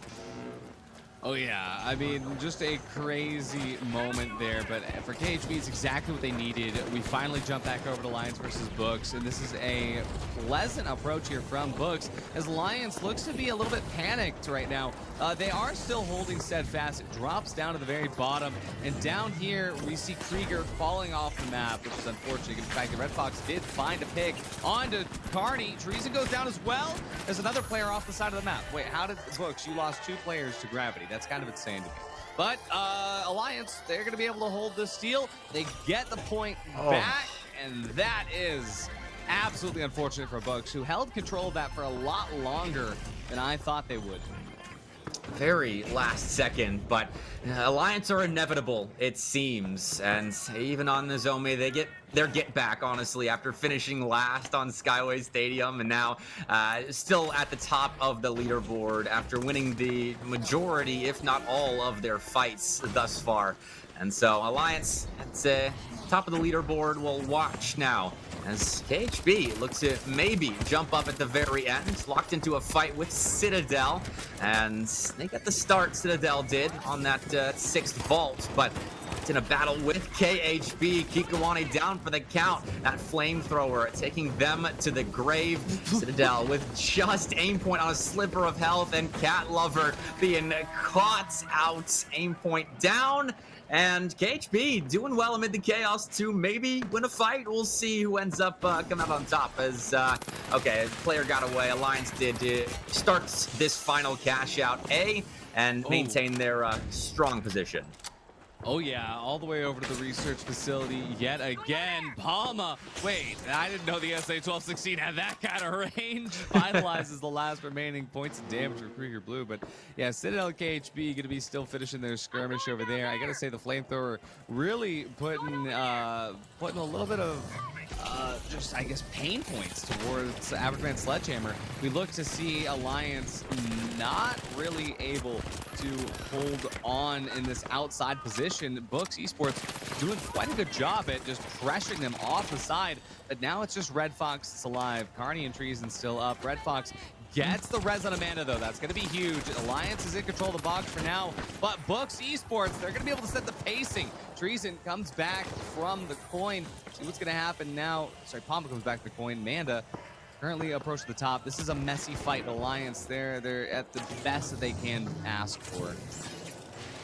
Oh, Winch denied there by the goo, and that's Rez will not get off. Okay, Alliance had them surrounded, and unfortunately, Manda was forced to come out with their hands up. Alliance maintained control after a nice fight win, but Creeker Blue did end up respawning, so maybe there's hope yet for Books here. Meanwhile, though, Citadel and KHB still going at it. Flames on every side of this building as the flamethrower reigns supreme, but both teams a player down. It's actually 2 players down now. Aim point quite low elsewhere, and well, flamethrower taken out. Kikawani being run down once more. KHB losing control bit by bit. This is just absolutely wild gameplay here as KHB holds on to their box. KHB is going to be guaranteed into second place here as Brooks is unable to find a way in. Alliance going to be guaranteed in first place position as they finish their cash out at the research facility. Crazy stuff, to say the least. We have Citadel Gaming ending at the bottom. Nozomi Citadel, there's a reason Citadel comes at the second half of that map name. Citadel all the way down at the bottom here, and that is a very unfortunate landing spot for them. But for Alliance, that is a much needed first place after a rough Skyway the map before. For Knives Hammer Brisket, the second place redemption here means that they have a good shot at staying even with all the other teams here. We've had such a great spread of teams finishing in every single position, first, second, third, and fourth throughout these 5 maps. And I am very excited to see towards the end of the day, when we get the updated bracket across all 12 teams, where these guys are going to end up. But I mean, Bepic, what a way to start EU play days. No kidding. I was worried at the start that KHB wouldn't make much of a splash with their off-meta picks, but had a really strong finish to those 5 maps. And Alliance, the good bounce back as well after finishing at the bottom of map 4. So we've got a lot of good stories out of Group A already, with Alliance being tested despite being one of the favorites in PHL Season 2. They went up against some scrappy squads today on seeding day, and we'll get to watch them again on Saturday. But I think that sets things up quite nicely for the Pro Hub season as a whole. The fact that the top teams aren't always necessarily guaranteed to finish at the top. Absolutely. I mean, hey, they do still have a good chance given the fact that they have, 3 first place finishes. But yeah, we'll have to wait to see to the end of the day. I do want to give a quick shout out to one of our biggest supporters as well. Big shout out to Broxton, aka Crash. Oh, look at that beautiful portrait. The VIA PR Chief Officer. Thank you so much. Chat, this is a community run tournament. Every single sub, every single bit, every single donation goes right into the prize pool for these players. We started this season off with $1,500 in the pot. We'll see exactly where we end up towards the end of it all, but I want to say thank you to Crash for just keeping things running in the back end. Always been one of the biggest supporters of PHL, and we love our VIA PR Chief Officer around here. But chat, that was just the end of Group A. We still have 8 more teams, 2 more groups, and a bunch more action. So don't go anywhere. We're going to be coming at you right after this break.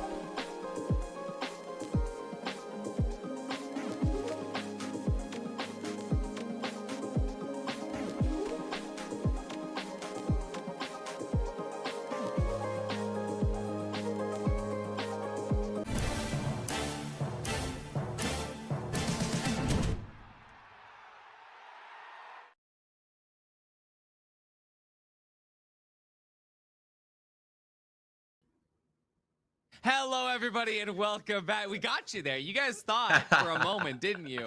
Well, we're back here, PHL Season 2. We've got EU Playday number 1. My name is Artie. I'm here with Bepic. Got Group B. We got some names here, Bepic. Yeah, no kidding. I mean, Fnatic and Pulsar and Kudu Love in the same group with Krusty Crew, bringing up the rear with all the chaos that they showed us on qualifier day on Saturday. This is a stacked Group B. Could not be more excited for the 5 maps of cash out we'll get to watch between these 4, because I think in Group A, we kind of had a good idea of where teams might finish, who were the strong ones, who were the weaker ones fighting from behind. But in this group of 4 already, I'm not sure we have a complete idea of that just yet. Oh, yeah. I mean, for Fnatic, newly signed into their org, they have been feeling phenomenal. Pulsar White as well. I mean, Pulsar, of course, having a lot to prove after what happened during the close qualifiers. I know they're going to be fired up in a way like we've never seen them before. And then QDL as well. Well, they haven't announced the org that they're signed to. Another signed team here in the finals. Hopefully that announcement coming soon. Crazy stuff, to say the least, for what we've got here in Group 2. Genuinely, this could go any which way.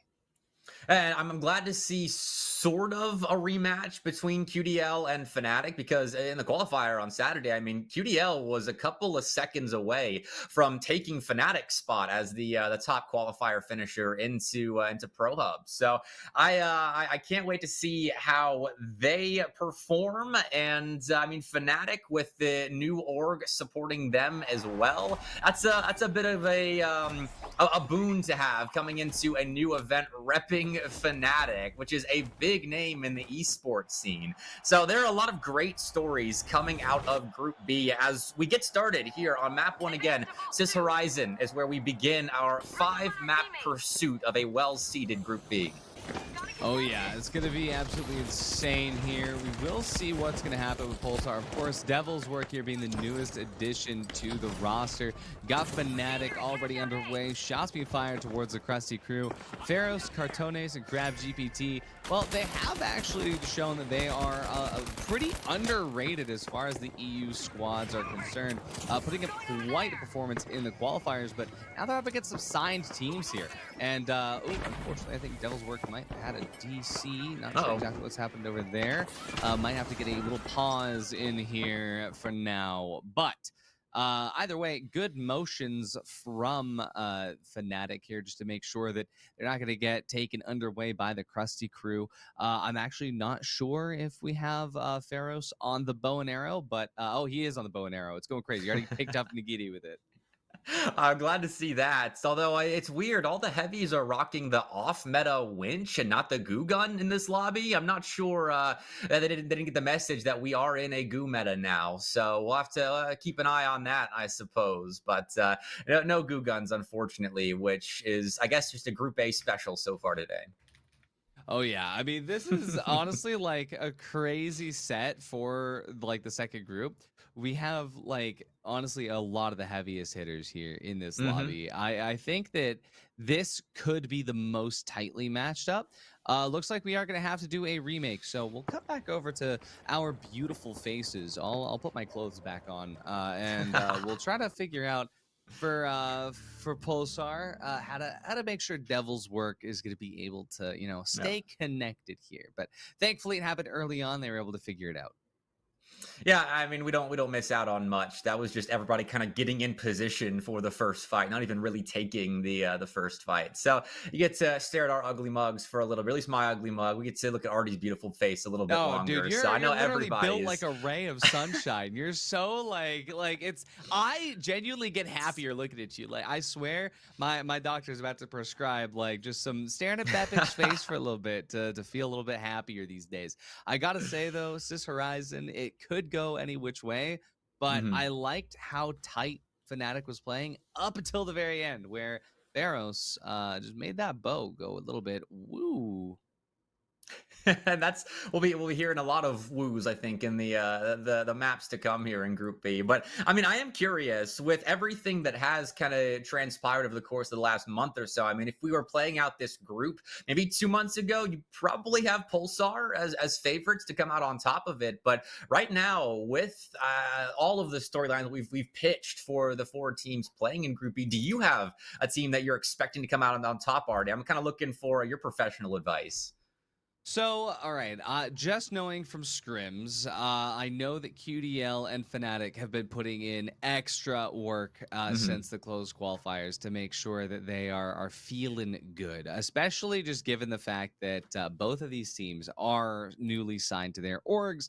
They want to make sure they're bringing their best. For Pulsar, obviously, it was a huge heartbreak in the closed qualifiers. I almost don't even Yeah. want to talk about it, but with the Telcos team not making it into the Grand Major, they have a lot to prove. And so, with a little bit of a roster change here, bringing in Devil's Work, I know that they've been doing a lot to scrim and to make sure that Devil's Work is going to be ready to actually jump in a way that can fill the void a little bit and actually make sure that they're making up for some of the things that they weren't able to do in the closed quals. And so it really just is today, like, to prove it, right? Yeah. Today is the Okay. day where these teams are going to be able to make the stand and say, hey, this is our power rating. I don't think that there could be a better lobby for them to do it in. All of these teams have kind of that same possibility to make an impact as far as power rankings are concerned. I think that if Alliance was in the lobby or if Team Secret was in the lobby, it'd be like, Mhm. okay, yeah, like it's going to be everybody fighting underneath, like, some titans. But for now, with all of these teams together in the same lobby, this really could be the place where one team could rise above the rest consistently across the 5 maps.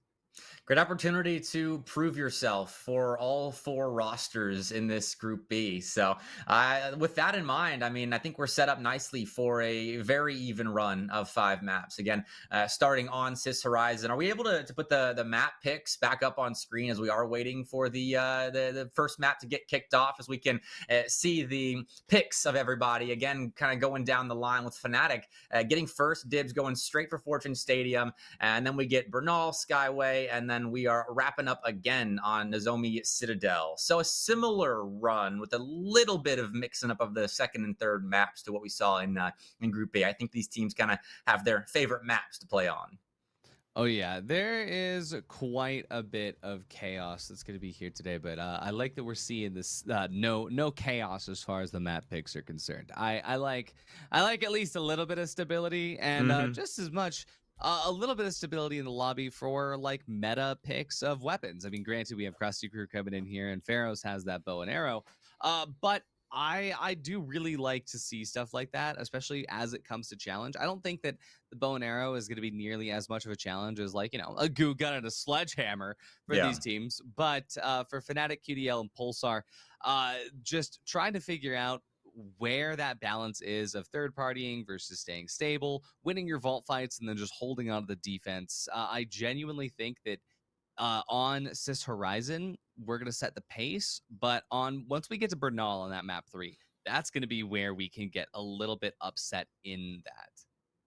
And back to the cinematics of Cis Horizon here, which does mean we are about to get set for this first map where we can see a little bit of a dichotomy, hopefully, as to which teams are looking stronger on the day. But as we experience in maps really 3 through 5 in Group A, it's not always certain that the team that starts off hot will end up finishing on top. But back into it. Cis Horizon first up, then Fortune Bernal, Las Vegas there, number 4 at the bottom, and Zombie Citadel, final map. But here we go, Cis Horizon, map number 1, and hopefully no DCs this time. Now, hopefully no DCs. We do also have the exact same matchup here as Fnatic versus Krusty Crew over on the side of campus. It's literally the same spawns and the same approach here. And also, it's Krusty Crew getting the first pick on Fnatic. Same exact setup here. It's going to be Krusty Crew coming out on top as Fnatic is wiped out. Vault 1 going to be in control of the Krusty Crew. We'll jump over to QDL versus Pulsar. And Pulsar holds control over Vault 2 for now. But QDL, they're waiting just outside. They've had really good macro control lately, trying to make sure that they're able to just hold on and set the pacing for these fights. But Pulsar, they're trying to rotate around, wrap around, try to get into cash out B. before the rest comes through. And what is this? Is Devil's Work running Cloak? Okay, well, a interesting decision there, and so maybe there is a little bit of a shake-up of the meta here. Got some goo gun in the last game. Now we're shifting our attention to lights, changing it up just a little bit, though that's not quite panning out for Pulsar so far. Or maybe it is. The H+ Infuser keeping Persian alive and kicking. Pulsar will find a nice pick, but now they have to finish off the rest of QDL. Oh yeah, I mean, not surprising to say the least here. I will say for QDL, it was a little bit of a risk to do that, right? To come in control of the vault really early without getting that wipe. We've talked about that a lot over the last couple of weeks with Cash Out, just making sure that you're taking those vault fights seriously.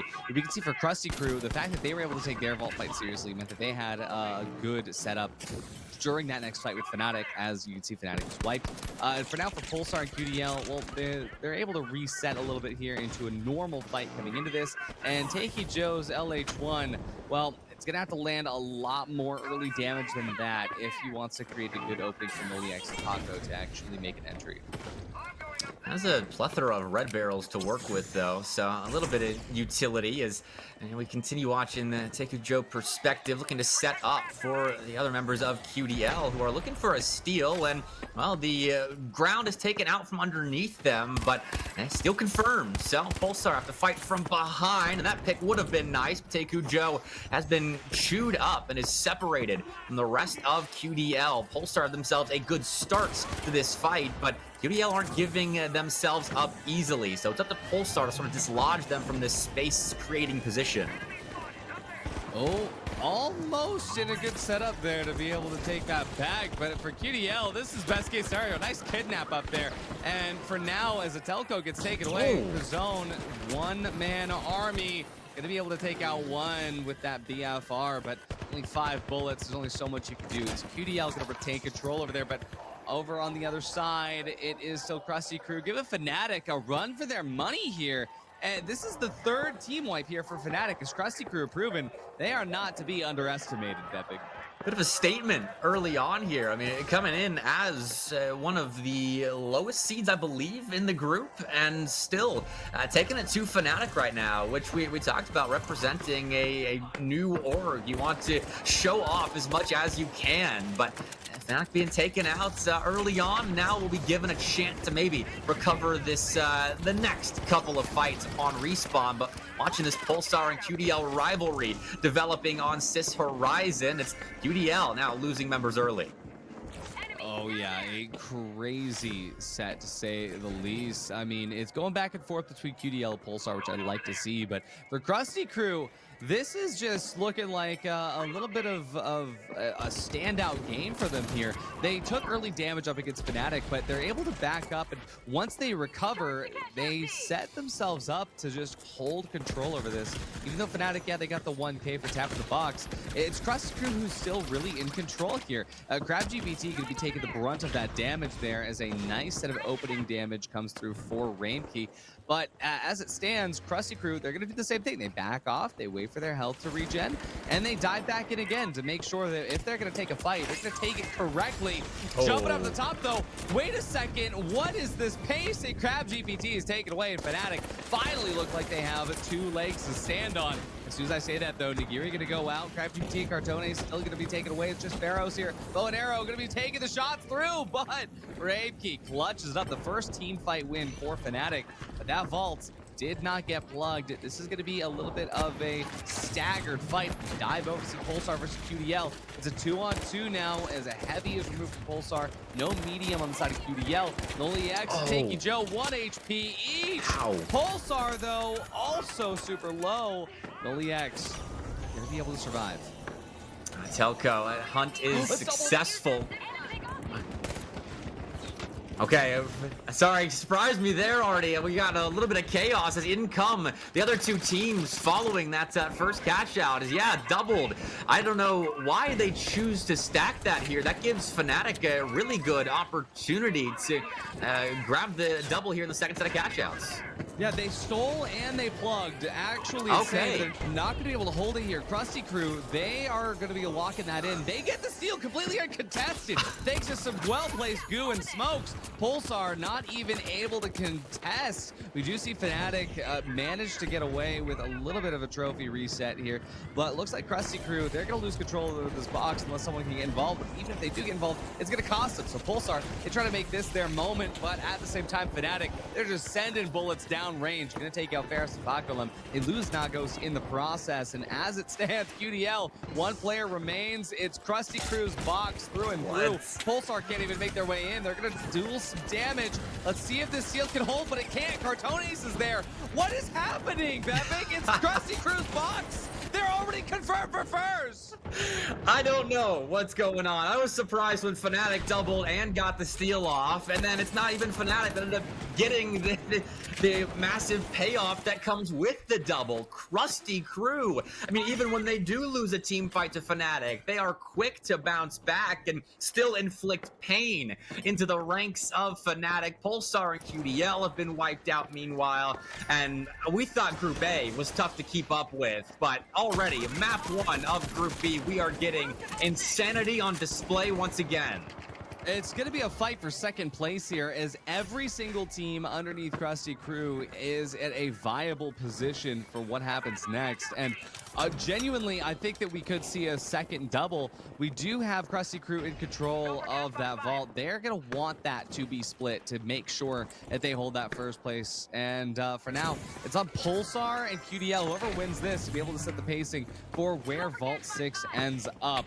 Looks like Vault 6 is trying to match that pacing, but I think that they will just end up plugging this over to A. That means it is going to be split, which might not be the best movement. I mean, for both QDL and Fnatic, it's going to be neck and neck fighting for second place, but this just guarantees that Krusty Crew retains first place. Krusty Crew, all they have to do now is just vibe.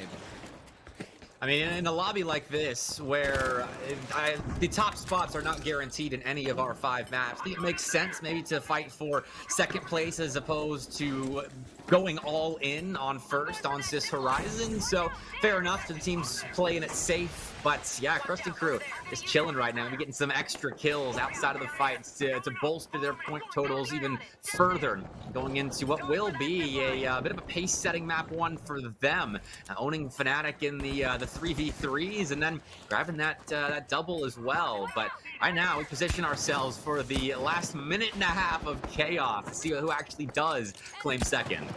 Oh yeah, for now it's looking like QDL, because Fnatic, they have to get 4 kills in order to offset the cash difference right now, but the kills seem to not really be going anywhere right now. Pulsar and White choosing to go in on QDL, which will give them even more opportunities to get that cash. But there we go, Fnatic finally finds some shots out, takes out one player. Pulsar White almost loses a telco as well to be able to hold off this defib, and at this moment, it does seem that QDL is going to be just maintaining form, but Krusty Crew, they're now fighting a QDL. As QDL deals with this third party, they somehow managed to stop Pulsar from stealing their box the second time, but he's going to keep trying. It's Helco still up top. They finally realize, hey, we do have to take this fight into QDL, but this is kind of worst case scenario for Fnatic, because Fnatic is not getting the chance to get any of these kills, and they try to come in and get involved, but Devil's Work just makes easy work of them. Pulsar White finally holding on to the steal here, and if Pulsar could steal it, that could be it, but as it stands, nothing will happen to this box. QDL, with just Takey Joe alive, I think he's gonna hold it. Krusty Crew here as well, just mess around a little bit, grab those extra kills, and choose kind of who they want to maybe get second and third place as Krusty Crew finish on top. Fnatic grab second. The kills. QDL got wiped. QDL got wiped. Oh, they got wiped at the end? Takey Joe died, and that lost them their second place, so they weren't able to hold on to it.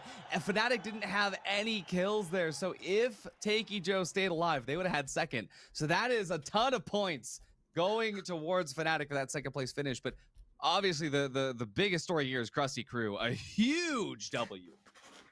Yeah, I mean, maybe the biggest wild card coming in here with the recurve bow in their composition 10 and kills wreaking with the havoc. recurve bow? Yeah, that's why I hate playing against bows in ranked. They annoy me to no end, because if you are good on the bow, if you can hit your shots, man, that thing can melt. This is cash out. This is the finals. This is the best game on earth. This is the best game show.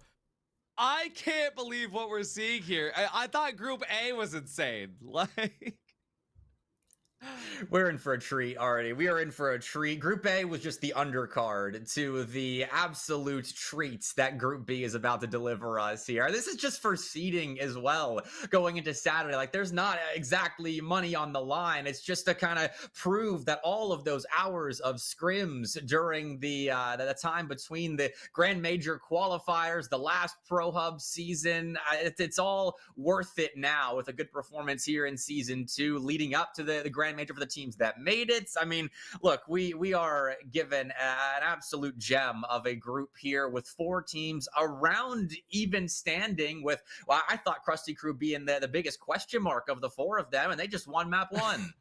I mean, they are still the biggest question mark, even with the win. Like, I don't like that's just so insane that it was Fnatic that actually doubled it and then got the steal. It was Krusty Crew that held that the second steal. Just, hey, we have a chance here. Just some goo and some smokes. Who knew? But honestly, it was also Pulsar White that didn't stop Krusty Crew from getting that steal. It was Pulsar White that got the wipe onto QDL that set Fnatic into second place. So we're jumping now into Fortune Stadium, which is Fnatic's map pick here. And well, we'll see if they're going to be able to do better than second this time around, and if they do get second, let's see if it's actually on them to get it rather than just falling into second place accidentally. For Pulsar White, they have a lot to prove here. Watch out, over here. All right, Pulsar in recovery mode here on map 2 after a disappointing 4th place where they were competitive. I mean, they were right there. They had chances, especially with that last cash out. Just couldn't get it over the line with Krusty Crew harassing them from the outskirts of that fight. But we'll watch Pulsar first. They'll get first dibs at maybe taking Fnatic out of this first fight over Vault's number 2 will get tapped, but Devil's Work down for the counts along with the Telco. It's just one player left for Pulsar. Fnatic come out on top. Wow, I mean, Pulsar getting wiped early on there, definitely insane to say the least. QDL also, they lose Noli X early on in the fight. Looks like also, I'm not sure if Brazone maybe had a DC, but we'll see what happens on this next set. We have, no, okay, he just threw himself off the map. It happens. Happens to the best of us. We have Cash Out B starting over on Hospital, and it happened in such a way where QDL is going to have a pretty tough approach here. They have to try and get their whole team across with the gateways, but in doing so, I mean, actually, they don't even use the gateways. They just absolutely, well, large Richard that over the cross with Noli X and Take It Joe. Paco Lem is currently right behind Noli. I like that pacing and positioning. And as it stands, Krusty Crew, they're waiting to just play on this timing. Look at this. Cartones, Grab GPT, they're right up at the top, not moving, not budging. They hear the motions to the stairwell. But Bepic, anything could happen here. We're waiting on the drop down. Krusty Crew having their cash out challenge, and it looks like QDL will have a shot at the steal, but here come the Krusty Crew to intervene as they interrupt the first attempt at stealing that cash out away. And now with the gateway in and out goes Teku Joe, and well, no one's really picked. Low health bars, yes, but no one dies. Nobody dies yet. This is a very staunch engagement. I do like this movement there from Krusty Crew, though. I mean, the gateway from QDL was pretty decent, but Krusty Crew took more advantage of it than anything. We do have the steal being sucked through, and again, all of the util going to come through from Krusty Crew to stop it. QDL at the brunt, taking all of the damage. It looks very, very good here for Crab GPT and Cartones. Now, there was a difference in the lights there. Takey Joe not getting taken away by the bow this time around. Akolev going to be able to get the res here before Cartones can res up Pharaohs. And that one player advantage will be enough for Krusty Crew to just kind of fall away from the sidelines here. And QDL, this is their last chance to get the steal. The res does come through, though, for Cartones. We'll see what happens. All three up. It's now QDL with one player disadvantage. Krusty Crew, they still hold this box. And QDL, there's not much that they could do. Krusty Crew somehow coming back from the brink and getting the cash out and the team wipe.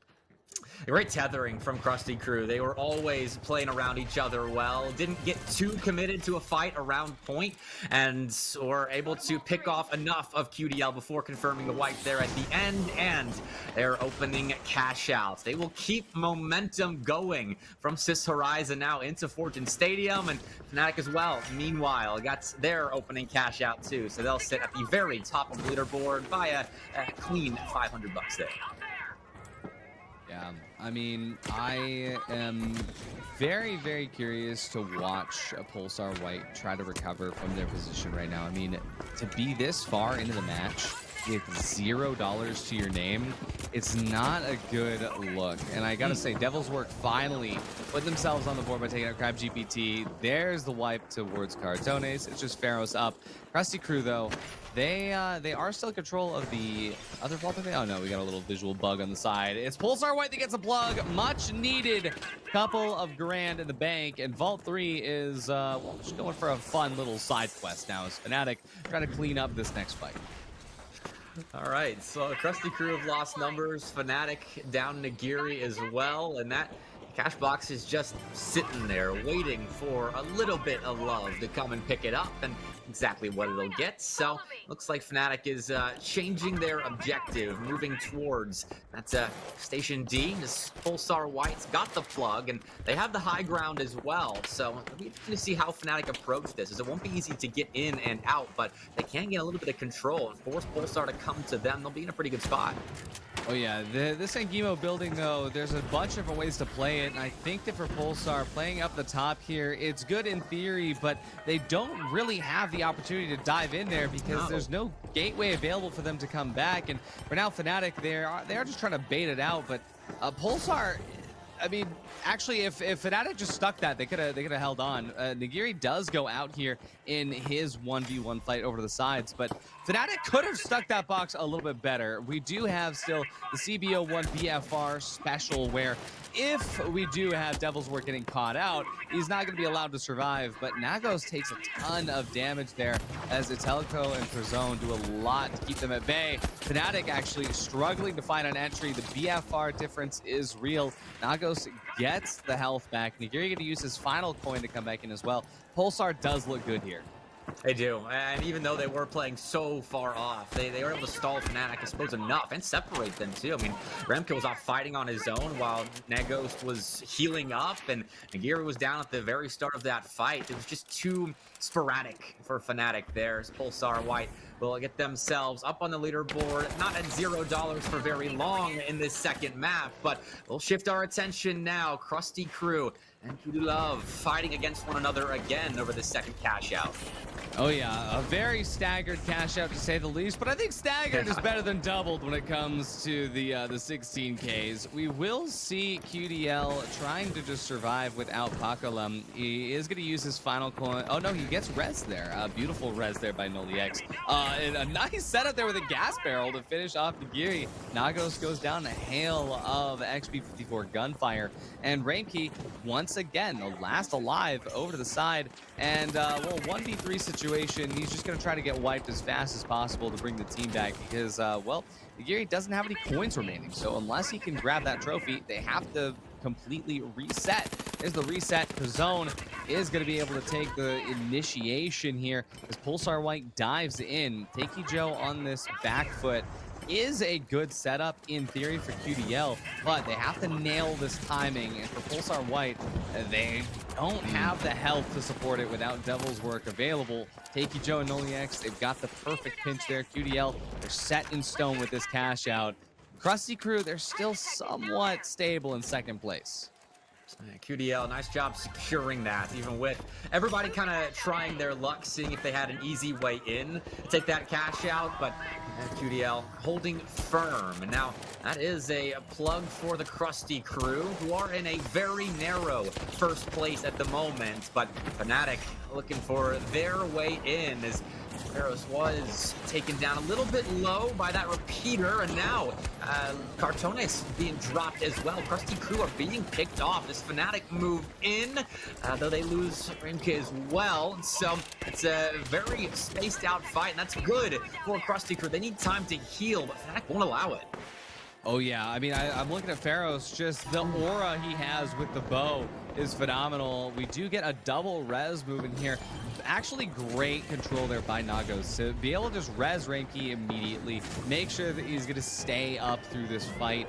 Krusty Crew, they are just kept at an arm's length here. Grab GPT gets hand res by Pharaohs, who comes through with the bow, but it is Fnatic who takes control of this cash out here. And as they start to dive around, Krusty Crew, well, they're realizing that this bow and arrow is still giving them a huge advantage. Fnatic, they have to be very careful about these pushes, because if they're not, that's exactly what happens. As Nagos goes down, we have Rampy and Nagiri, who will have a little bit of space to heal them back up. They find one. It's just Pharaohs now.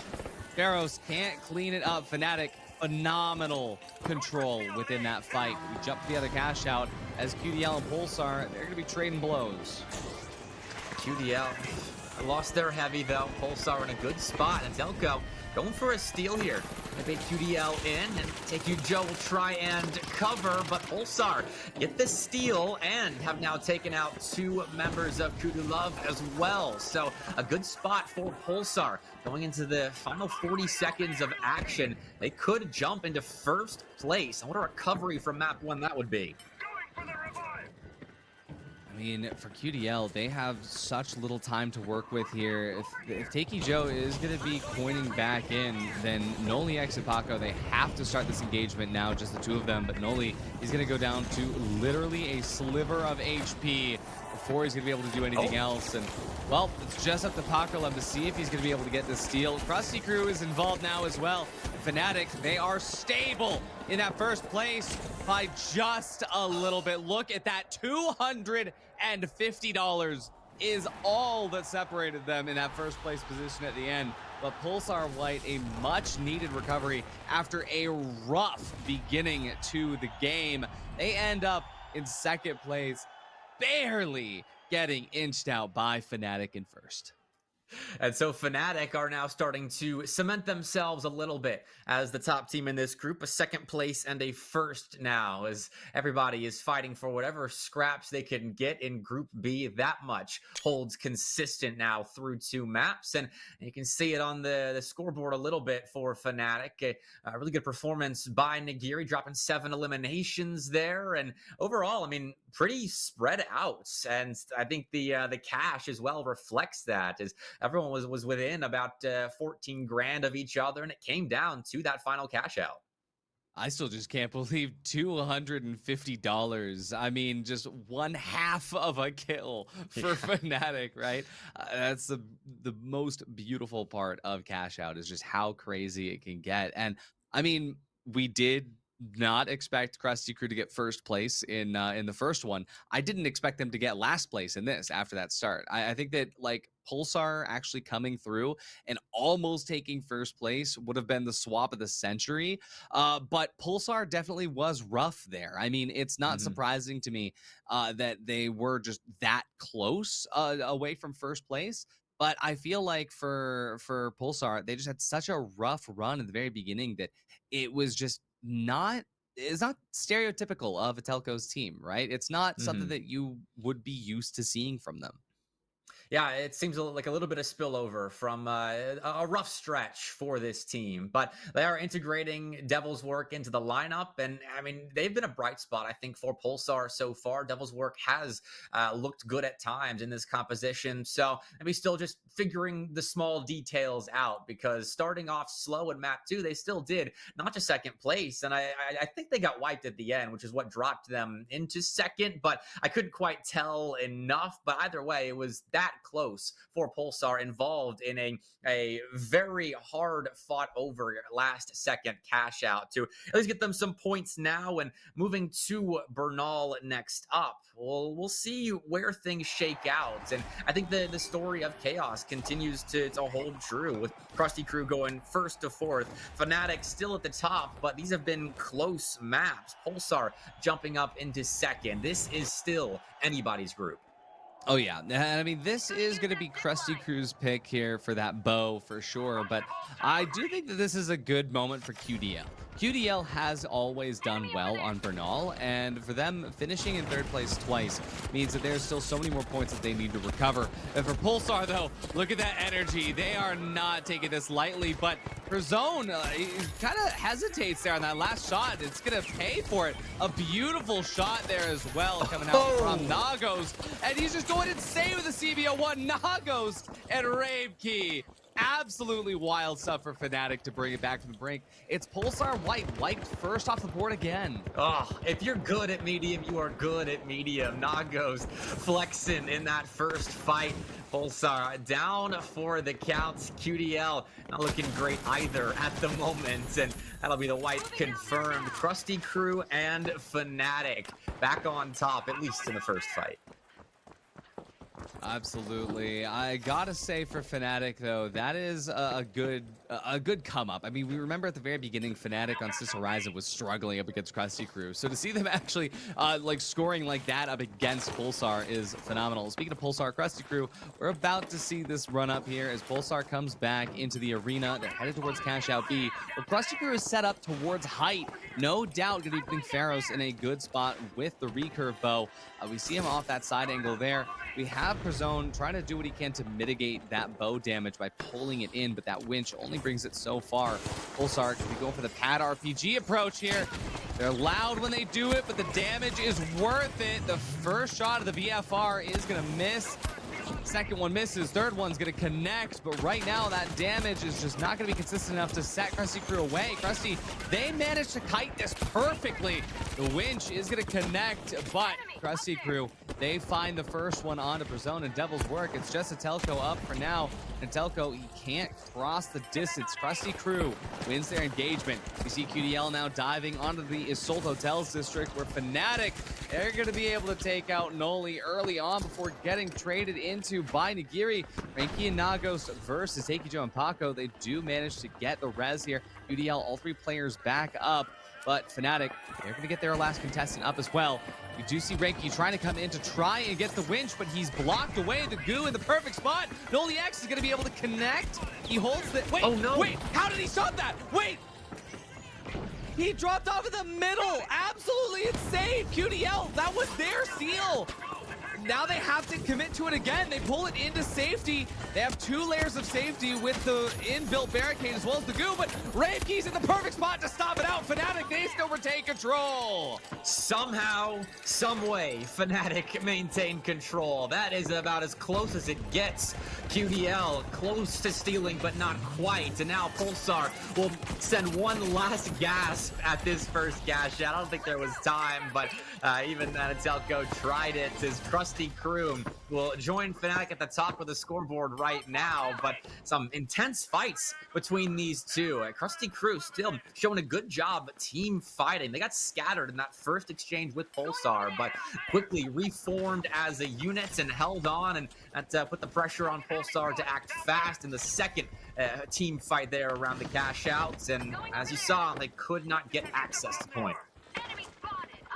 You know what they say, cash is king, but cash out is chaos. And for now, that still holds true. Fnatic has the vault, but they're going to be taking the fight slightly off the sidelines. QDL sitting in last place, barely $425 to their name. We do have Fnatic extracting the vault towards one of the cash outs, but cash out D and C are on the other side of the map. It's going to be a long run, and Krusty Crew, well, they're going to swap out. They take out Nagiri, take his money, and run. At the same time, Pulsar White uncontested with their vault running over towards Cash Out D. It does seem the Krusty Crew is trying to get to D early on as well, given the fact that QDL is set up close, and it is Krusty Crew that gets to Cash Out D first. That means Pulsar White has to pivot. Even though they were uncontested at this point, they're going to have a lot of competition over at Cash Out C on the very top of this cathedral.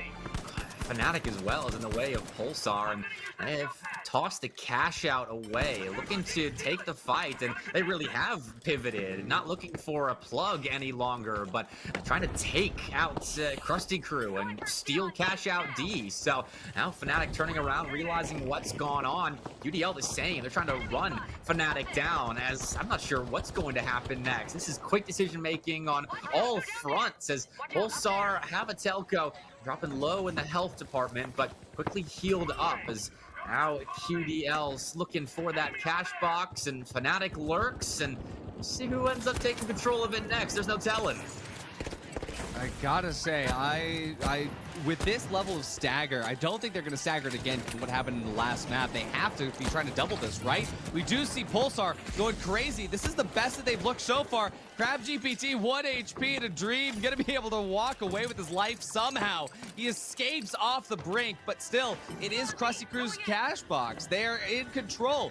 Pulsar gonna be sick of this res before committing to the steal. But Pulsar, they need to steal this fast because Krusty Krew has so much time to reset here. As Pharaohs revives Cartones, we can already see that just that one moment of hesitation has now allowed Fnatic to come in and get involved. Fnatic now being here means that all three teams gonna be fighting over this cash, and then they'll have time to rotate over to QDL's box. Wild stuff here, Bepix. Serious stagger, as that's what QDL decided to go for.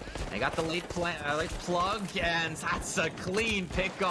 Again, not Ghost is looking clean on the repeater. Woo! Another kill, and Fnatic are starting to assert dominance, but will they have time to turn that dominance into cash? They will start to get through the Krusty Krew, but with that repeater action taken out, now the wielder of the recurve bow, the answer might be yes, but not going for the steal, instead just playing for kills.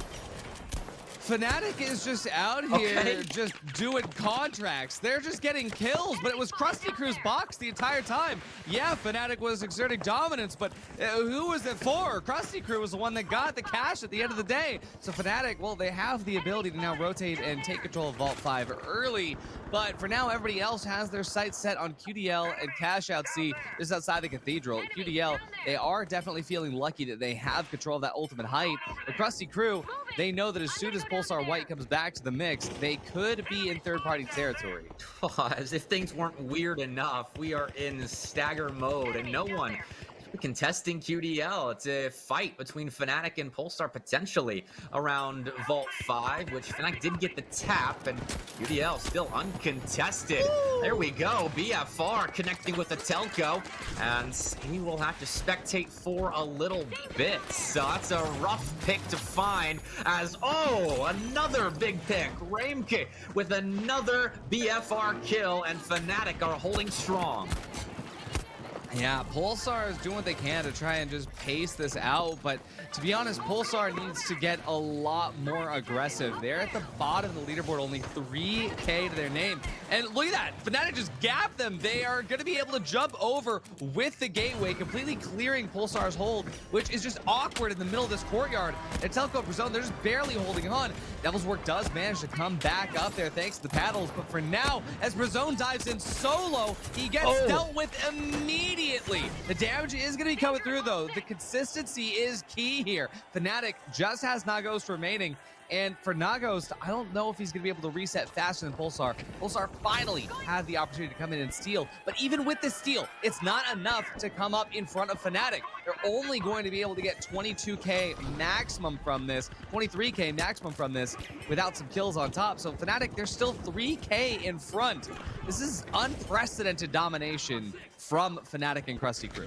Pulsar, at least, unless QDL find another cash out, can maybe jump into third, a small consolation prize, but they still have to win their fights, as that's cash box 6 is loose, and still more chaos enveloping around Bernal, as right now we're watching Fnatic and how they look to reclaim map control, as they've got the cash box in hand, but with a minute left, Nagiri falls and is quickly followed into the afterlife by Not Ghost, and okay, QDL in a position now to maybe find a way back here in Bernal.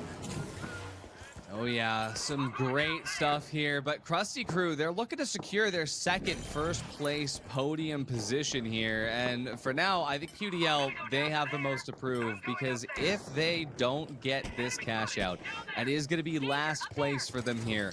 For Pulsar, they also need to make sure that they hold this, because they're fighting for third place right now. Fnatic needs to get involved here. They know they could win this via a kill race, but it's going to take a lot of kills, maybe even a wipe on the side of Krusty Krew. It's just Crab GPT. If they can get the wipe, that would actually be enough to put them up in front, but the fight for third is still happening down here, and as that drops down to 7 seconds, there's no time to get the steal. It'll be Pulsar White that do come into control of some extra money as QDL get wiped away. It's QDL in last place, Fnatic in second, Krusty Krew with their second first place position. That's a lot of numbers, Bepic, and I don't know how Bernal fell through like this. I don't know much of what just went on Bernal, but I mean, good on Krusty Crew to find another win despite everything that just happened. I mean, the staggered cash outs, the insane last fight where Pulsar were able to jump into third at least with that cash out, but they're getting started too late on these maps to really be contesting for the top of the leaderboard, close within $5,000 give or take, but still it comes by way of the final cash out. They're not winning fights early. I mean, at the very least for Fnatic, they had a lot of kills. True. I mean, that actually is insane. I think 23 kills on the board for Fnatic. It genuinely makes up for that second place finish. But for Krusty Crew, what a showing. I mean, they are absolutely the underdogs here. They are the ones that we were kind of doubting, given the fact that early on we were like, hey, you know, all these are pretty much signed teams. So Krusty Crew, maybe they're in over their head here. But no, that's 2 first place finishes for Krusty Crew. And that was them also dominating on their map pick with full control. Even at the very end when it got close, Crab GPT knows how to survive when he needs to. And genuinely for Pulsar, this is where you start to get a little bit worried, because Pulsar, it's a 4th place finish, a 2nd place finish, and a 3rd place finish. For Pulsar, if you don't clean up the act now, it's going to run away from you. And for everybody else as well, they know that Krusty Crew is just dominating right now. How do you stop this from happening? Krusty Crew did have the 4th place on map 2, so that will bring them down a peg a little bit, but I mean, 2 first is still domination when it comes to winning on maps. So they are in a pretty good position. I'm not even going to try to calculate the points where everyone is sitting right now with how spread out the point distribution has been. And speaking of a little spread out, Las Vegas, map number 4 here. And I mean, this is a great opportunity for teams to find a late run of form to jump up the leaderboard with, because Fnatic's still in a good spot, 2 seconds and a first, so they'll have the biggest target on their backs. But Krusty Crew with those 2 first places, maybe an equally sized target on their backs. Target on their backs, but coins in the slots. It's time for Las Vegas, and I'm really excited to see QDL perform on this. This is one of the only maps for QDL where I think that regardless of what has been happening, that they just know how to make this work, especially because Pakolem loves the AK. This is one of the best maps for the AK. Even with 32 bullets instead of 36, Pakolem has always been able to make this weapon shine. And for Fnatic, as they lose Rainkey, it's an important pick early on, but Nagiri is able to come in and make sure it doesn't matter. QDL wiped away as if it was just a dream. We talk about Pulsar having to find a way back in the later maps of this 5-map stretch. I mean, QDL's in a similar position, but all right, Krusty Crew losing a couple of members to Pulsar who have done well to maintain their high ground position. And Krusty Crew will look for the revs as opposed to keeping the fight going. Pulsar looked to interrupt that. It was a player revived. I think Cartones allowed to get back up. Crab GPT as well has the defib bring him back to life, but Pulsar still continue their run of form in this fight. Krusty Crew can't get 2 legs to stand on. Crazy stuff with this. I mean, genuinely, I wasn't expecting Pulsar to be able to come and control like this, but like we said, Pulsar, you have to lock in at some point. So here comes their lock-in arc. Fnatic and QDL, it's gonna be the second run up here. Cash Out B still well underway, and for Fnatic, they're holding up on top of the roof of the Angimo building. And QDL, they're looking for their way in, and for now, that means that Noliex, well, he's gonna encounter a BFR early on. Rainkey takes his own life with the RPG, but he swaps out Pakolem as well. Just down to Noliex, who gets wiped away. Fnatic looks clean and concise, but Krusty Crew, they take Pulsar's box in the off-screen. No more Mr. Nice Fnatic, apparently. They are done messing around. Clean team fights to open up on Las Vegas, but yeah, it's a flying cash-out station, and eventually Gravity will do its magic, but for a Krusty Crew, have their points removed from at least close proximity. Pulsar White looks to reposition and play around it, as we see the new location of Cash Out A, ways away from where it was previously. Krusty Crew not aware Pulsar is making their way here. Pulsar gonna tap, trade height. This is good macro from Pulsar. Finally locking in where they need to most, but Fnatic is a little bit griefing over here. They've jumped all the way from the Ngemo cash out over to the top of the Ospuz building, the other side of the map, to start shooting Pulsar. That is dedication to the craft of trolling.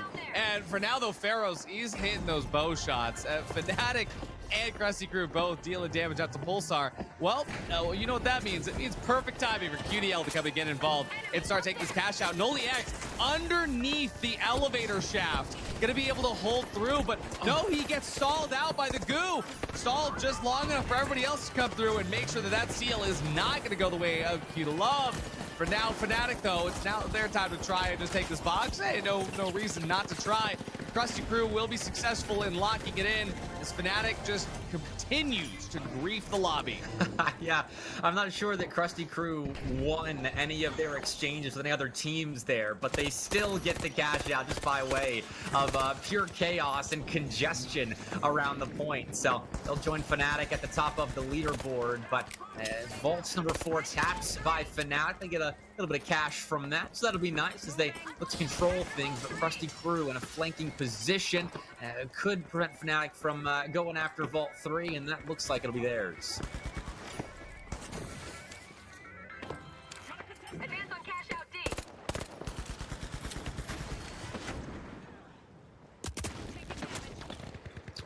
On Vegas now, Fnatic in control of Vault number 4. Now popping that cash box out and trying to run through QDL, but Noli will look to track down Ranku, who manages to escape with great cover from Nigiri. And with that light coverage, Fnatic should have themselves a plug there. Cash out Station D, waiting for their prime moment to get that plug off, but they continue to exercise control over Vegas. Down there. All right, let's see what's gonna happen.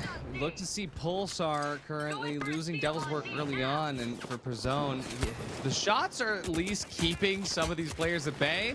But again, there's that little bit of hesitation before taking the next shot, and that extra little bit of timing, that extra millisecond of delay is what has been holding them back here. And they're gonna try to now engage with Fnatic over the side, but they know their Krusty Crew is nearby. Even though Krusty Crew's holding on to their own box, that hasn't stopped anybody from, not taking these shots here. But here we go. QDL gonna make their approach underneath, and as Fnatic starts to figure out what timing they'll need here. Pulsar, they know that they are just going to be in a good position to make the most of this third party, but Fnatic has to get this timing right. It's a QDL sandwich that Pulsar are eating up at the moment as QDL is stuck between them and Fnatic. And Pulsar gaining access to cash out C. Will look for a steal, but are pulled off of it as QDL keep the fight up, bring their fallen friend back from the grave, and force Pulsar to reset as Fnatic just gets to watch and see when their moment of attack might be. Though Pulsar moving in again, trying a steal, but that does not pan out. Too many bullets fly in their way as QDL find a couple of important eliminations. Fnatic have also lost numbers in the meantime.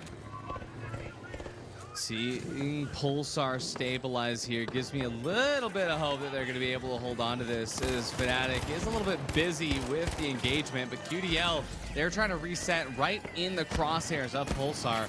That's all right. Going to be seeing Nigiri jumping down here to get involved, and Pharaohs finds him with the bow. The goo stall means that Pulsar cannot commit to the steal just yet. Finally, an extra goo grenade.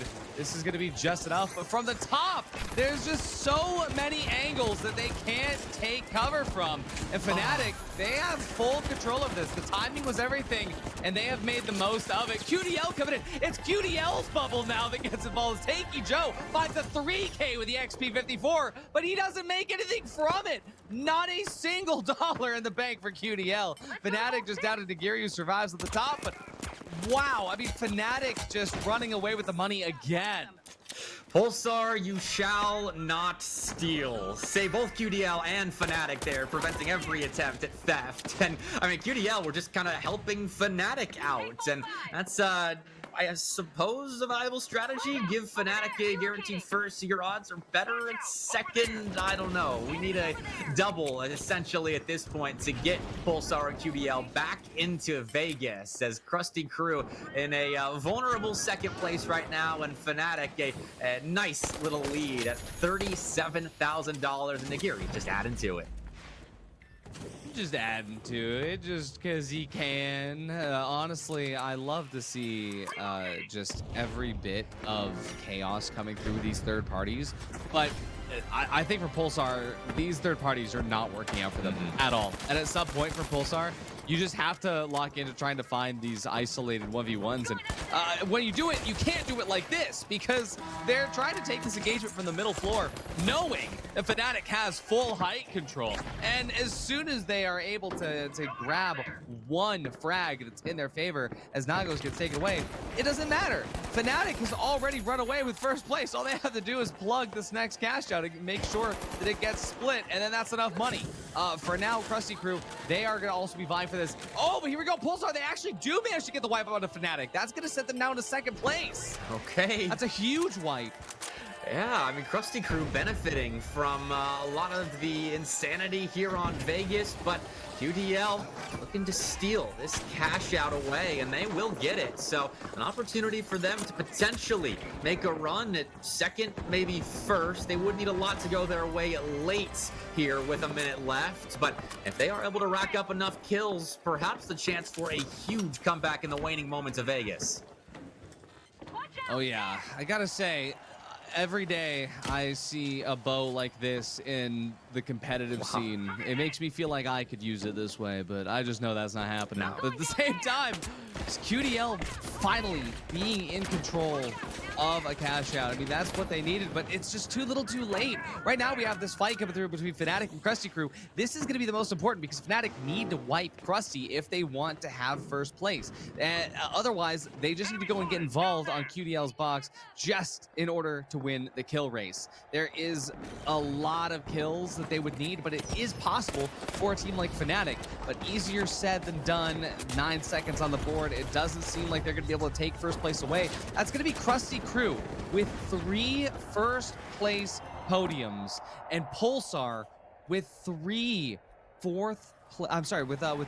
fourth place finishes. Insanity that nobody predicted.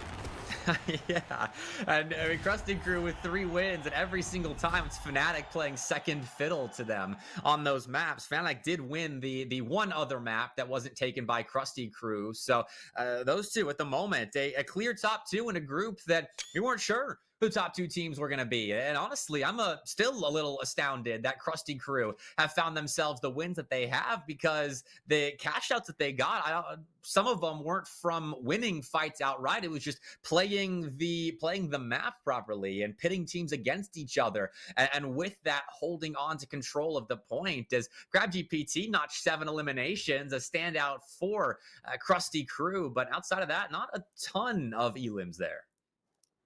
I mean, I gotta say, I don't know what Mr. Krabs is paying the Krusty Crew, but genuinely, there needs to be an org that signs this team, because how is this happening consistently?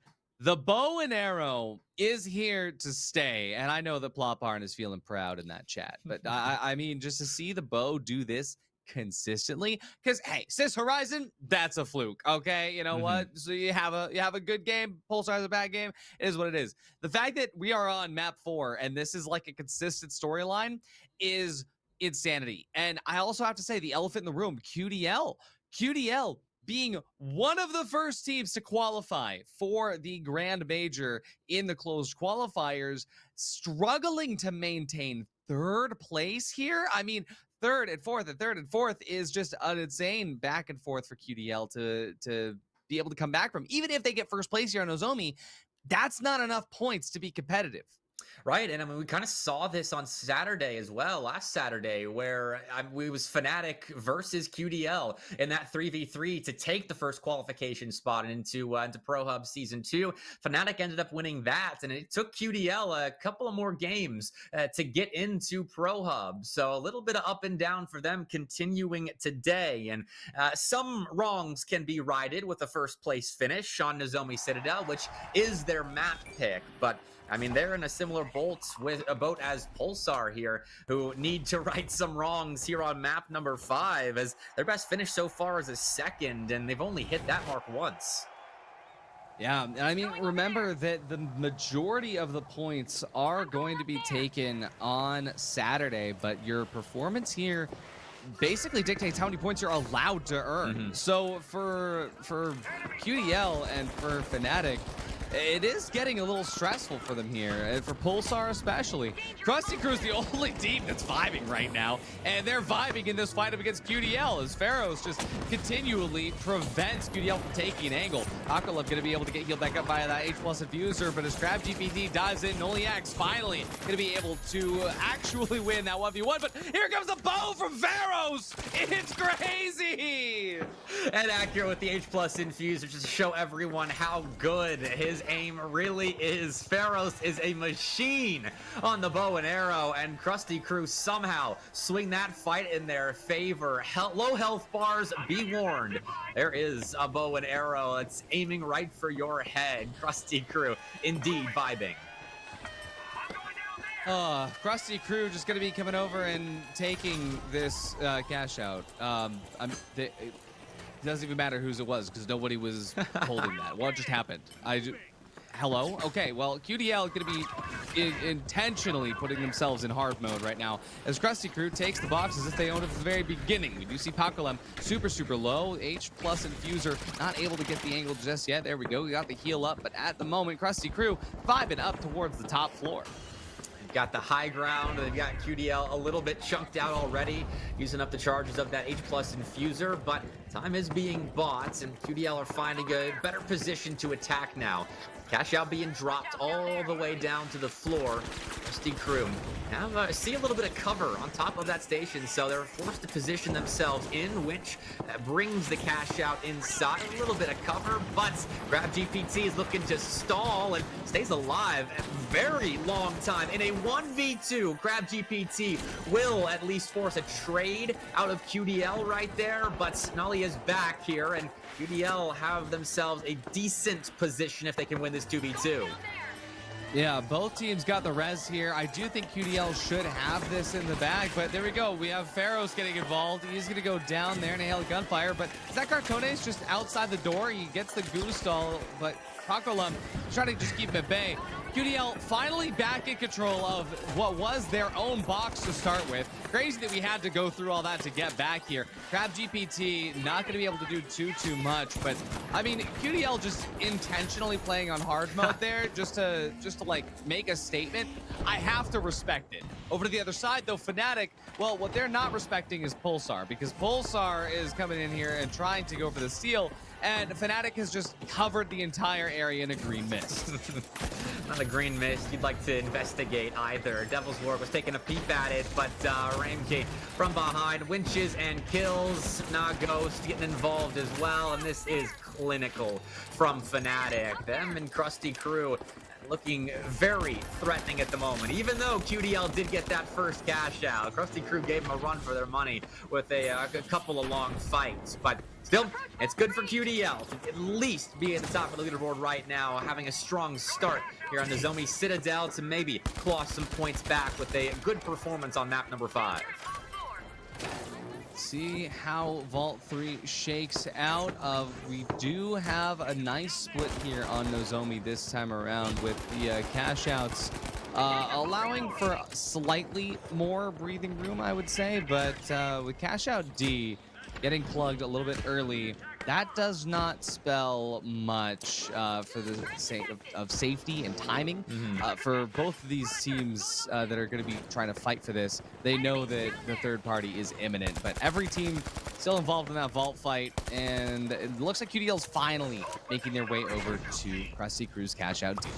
Nothing is safe in Group B. Nothing is sacred, even though we've seen Krusty Crew have time to set up. QDL have already clawed a cash out away from them on this map. See if they can do it again. A couple of picks going both ways, but Krusty Crew leaving just Nolly alive in a 1v1 now with Pharaohs. It is Bow versus Heavy, and that recurve bow has been a force to be reckoned with so far today and will continue to be so now. Krusty Crew defend cash out D. QDL going out there is insane. We got Pulsar versus Fnatic. It's gonna be the 1v1, and Fnatic, well, they're gonna take that victory absolutely concedingly. Pulsar struggling to stay above water right now, and for this fight, again, right, this is like the second set of cash outs on Nozomi Citadel. This is the best case scenario. They're not just across from each other in the Op Center and the Cyber Cafe, but right now, when we do have the Cyber Cafe point, Krusty Crew is just showing dominance, being able to hold QDL off of it. Even when QDL gets this cross, you can tell that they're just not very confident where they're trying to make their way in. Krusty Crew is holding off the point, but QDL is not even able to make their way through. They're dropping down twice. They're going to be finally making their way to go for the steal, but in all that time, Krusty Crew is already just here blocking them, and it's just not looking decisive from QDL's Pakulem down to just 2 HP. Noliex trying to hold the seal, but there's Cartones and Crab GPT over the sidelines. QDL, they actually look pretty stable. They're staying alive. They're not dying, but everybody's one bow shot away from that changing, and there it is. Crab GPT and Pharaohs both picking up one just down to Pakulem, and again, another wipe here. Krusty Crew, another cash out. On the other side, Fnatic, another team wipe towards Pulsar. Took QDL so long to get that cash out position to steal, and all that time Krusty Crew maintained the height advantage the entire way through, and with numbers and height, it's tough to take Krusty Crew's cash out from them, and so they will have a narrow first place. Soon to change once Fnatic have this cash out confirmed in their favor. Pulsar finding a couple of picks, but time is not on their side, nor are the health bars, so Nagiri's still allowed to get a revive off as spectates the action with Pulsar players flying past the window and doesn't even want to take the fight here. Fnatic are disinterested whatever Pulsar is throwing at them as they have first place, and Pulsar have to find anything at this point. Still, it's just $3,000 with 2 minutes left. I gotta say, these teams right now have an insane split. We have 34K, 26K, 12K, and then 3K. The first digit for the 10K's place is just spread across the board, 0 to 3. We have an opportunity for a team to have an upset here for that first place position, but for Pulsar, their only hope is going to be doubling this, which already we can see Vault 6 is making its way thusly into cash out B.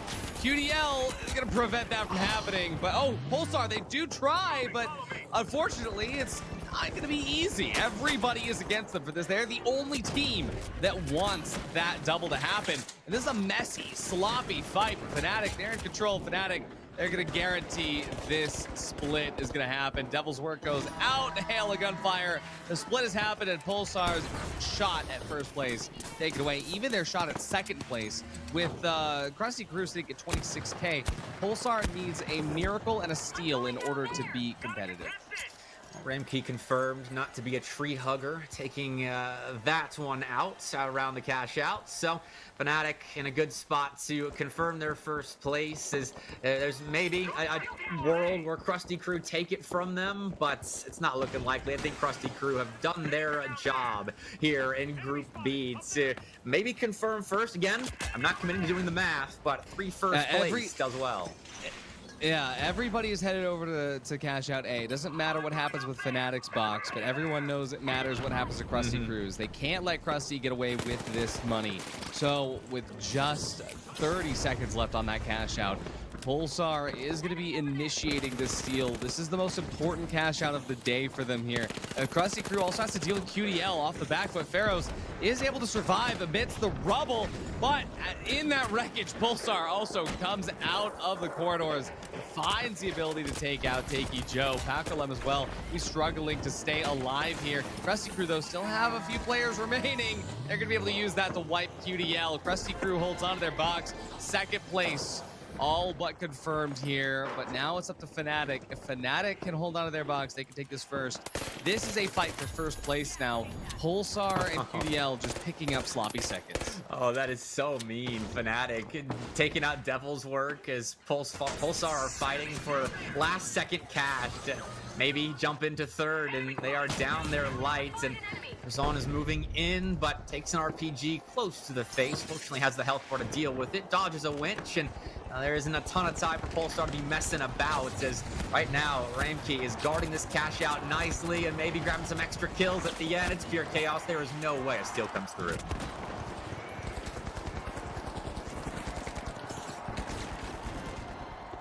Insanity as Fnatic finishes with 60K, an unprecedented 60K finish here as Fnatic guarantees first place for the second time today. But I have to say, we were all trying to speculate at the beginning who has this group guaranteed, but Krusty Crew with 3 first place finishes, Fnatic with 2 first place finishes, is not on anybody's bingo card. At Pulsar, another 4th place finish. It hurts to say the least, but at the very least, this is only the first set of these play days. There are going to be a few more weeks for them to be able to get their act together, to say the least. But for Fnatic and for Krusty Crew, a standout performance that will set the stage for the rest of the EU play days. Ferris with 9 eliminations. I think it's worth noting one more time just how powerful they are on the recurve bows. Yeah, Krusty Crew, big surprise there. Came in with some off-meta weapon choices and showed us all how it was done. But you're right, it is a long season, and today is it's a learning opportunity for the teams, not necessarily finishing in a position where they can claim a ton of points on day one, but it's about how you finish realistically in PHL. So today's a good start for Krusty Crew and Fnatic, but they still have a lot of work to do. Absolutely. I just cannot believe how insane Group 2 was. In chat, we still have another group available for the day. We still got 5 more sets of cash out with 4 different teams. So don't go anywhere, chat. We're going to be back after a small break.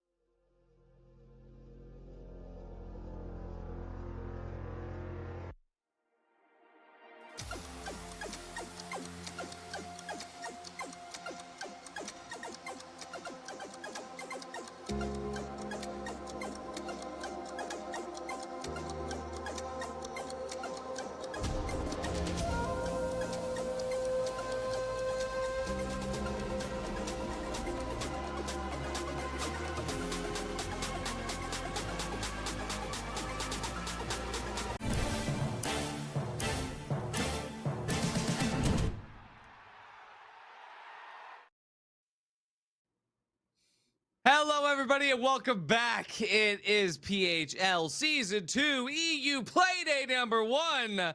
And then that's Bepic, and then I'm Artie. And then we're about to get started with Group 3. How you going, everybody?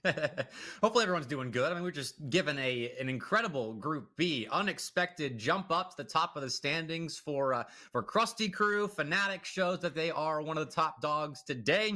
And now we get a Group C where maybe we know one of the top dogs. I think Team Secret come in as favorites in this group, but with upcoming Ape Squad and Gamblers as the fourth team in Group C, maybe we get the same amount of chaos that we were thinking we might see in Group B, and we're very much proven right. Absolutely. I mean, we had a lot of growth here from Kireki and Fallen and Gamblers last season, so I'm curious to see them continue growing in that. Through all these teams, though, competing through both the open qualifiers and for obviously some of them into the closed qualifiers, where Ape Squad and Team Secret were able to guarantee their slot to the major. There's a lot of different performance metrics on the line here for Team Secret as well, making sure that they can stay competitive amongst the growing just combat effectiveness of the likes of Ape Squad, who are right now absolutely dominating Gamblers here in the library. We do see on the other side of the map, Team Secret versus upcoming. Secret has already run away with the vault here. They'll be getting an early plug on the opposite side of campus. But for Durrani, Jordan, and Silas, they're starting this engagement a little bit tepid. In and out there, couple of bullets sent Team Secret's way, smack them in the face, and then they just back off. Upcoming do. So looking for some chip damage that really won't amount to much, as Team Secret are back to full health and have plugged A rather until now. So both cash outs have been started. No crazy staggers already, which I've kind of been conditioned for after that the last match we watched in Group B. But we're all on the same page here. Insane early pick there as Jordan gets removed. BFR versus Lights. I mean, that is a tale as old as season 8. But we do see Team Secret going in off of that early damage. The RPG as well going to be sending Jordan and Silas running away. The H+ Infuser and the heal beam going to be used on both sides here. But it's Team Secret that loses OG first. And for now, upcoming, they do get traded away. No heavy on either team. It is Team Secret that gets that first res. Upcoming is going to be sticking the long res right here. They know they have the space to do it, but it's going to be Team Secret that retains control of this cash out. But over here, they're just fighting inside of campus, completely unchanged. At the outside part, they're taking the changes from Season 8. Either of these teams seem to want to be outside early, but this is just a crazy, scrappy battle. There it is, Team Secret able to find one more pick onto Silas. Durrani gets healed back up by the H+ Infuser from Jordan, but all that damage going to get quickly taken down yet again as upcoming finally get wiped by Team Secret. Took a little while. Credits to Upcoming for prolonging that fight and finding a couple early picks, but Team Secret would not be denied. That was a clean revive they got off in the middle of that exchange. But Ape Squad and Gamblers on the other side of the map fighting over cash out A, which Ape Squad holds it to their control, and they get in and out of that fight rather quickly. Still at full health, but Gamblers will test them. Attempting a steal here, but here come the Ape Squads dropping down from the rafters and taking a good couple of licks of damage here. Gamblers are in a good spot 2v2 now, but Ape Squad are starting to change that. Walk with a big pick, but falls themselves, and Ape Squad just stay alive with Donk Rage behind the fight, securing that first cash out. Yeah, I mean, that's how Ape Squad has done it. Just only Donk Rage all the time. Team Secret, they're already getting started with the gateway over towards whichever cash out they desire. Tap on the vault means they're going to start their motions. Looks like C is going to be the place they want to be over that museum. See Roma get that throw early on, but for now, we do see Ape Squad starting to make their way towards Upcoming. So when Gamblers starts to take the mix in, we'll see if they third party or if they fight Team Secret over by campus. Right now, watching Ape Squad still after their triumphant victory over Gamblers early on. Still a tapped Vault 4. There we go. We'll start it up now, but largely uncontested for the moment with Upcoming starting to circle and swarm in from the floors above where Ape Squad have set up. Now, fight will get kicked off. Upcoming looking for a maybe better fight than what they took earlier against Team Secret, where they were eventually forced to lose the war of attrition. But Ape Squad just take the cash box and dip on out. They don't want the full fight. They want a plug. There it is. Plug going to be coming through. Again, slightly offset, but not staggered. We do like that approach here. We already have a nice little battle here. Donk Rage is taking out Jordan early on. And, well, it does seem that Upcoming has an opportunity to recover from this once they get that res. Especially given the fact that, well, Ape Squad, they're kiting extremely far away. This is exactly what Upcoming wants, though. They're going to take control of this box. Ape Squad's actually going to go and fight Team Secret to the other side. This is going to be interesting, especially as Gamblers come back into the fray versus Upcoming. We'll see what's going to happen now. Durrani, Silas, Jordan are taking some damage here from Follow and Koreki. As they start to make this push, Upcoming, they also kite all the way down to the bottom floors. I thought missing that pick on Donk Rage earlier was going to come back to bite Upcoming more than it did, as now it's Gamblers they have to worry about, as Steel is being stuck, and it got off. Okay, Upcoming can see the steal right there, and so Gamblers have control of the cash out, but they still have to win this fight. It's crazy stuff. Gamblers actually still not in control. Gamblers... Oh, he didn't get it? No, they did not get it. My bad. Colors. Well, yeah, pink and red, they're close there. Fallen goes down, his health bar was close. Koreki as well, somehow barely making it out, but one burst from Jordan could be the difference, but he is going to be able to survive just barely. Upcoming, though, they're going to be able to stabilize. They get the res there. Urani goes out just as soon as he came back in. Silas holding on for dear life with his 25 HP, same as Koreki. This is kind of insane, but both these teams, this box is everything. Now, just Silas goes out. Gamblers, they have the chance to take this steal. Now they can take it. No need to confuse red and pink there, as Gamblers did all the work for me and just won the fight straight up. Upcoming did well to survive a little while on those low health bars, but couldn't get the pivotal revive off. And so Gamblers will find themselves a second cash out, and the slightly offset cash outs don't come back to mean anything. No opportunities for a quick steal there at the end as Gamblers get their win and move on. Oh yeah, for Team Secret though, 33K in the bank, they're feeling pretty confident.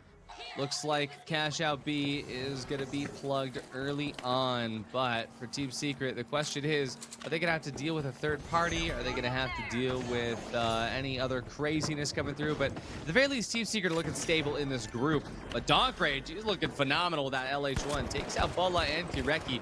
Fallen just half HP. Health bar timer gets reset again. And that's going to be Gamblers getting wiped out after a successful box. This vault is in control of the Ape Squad.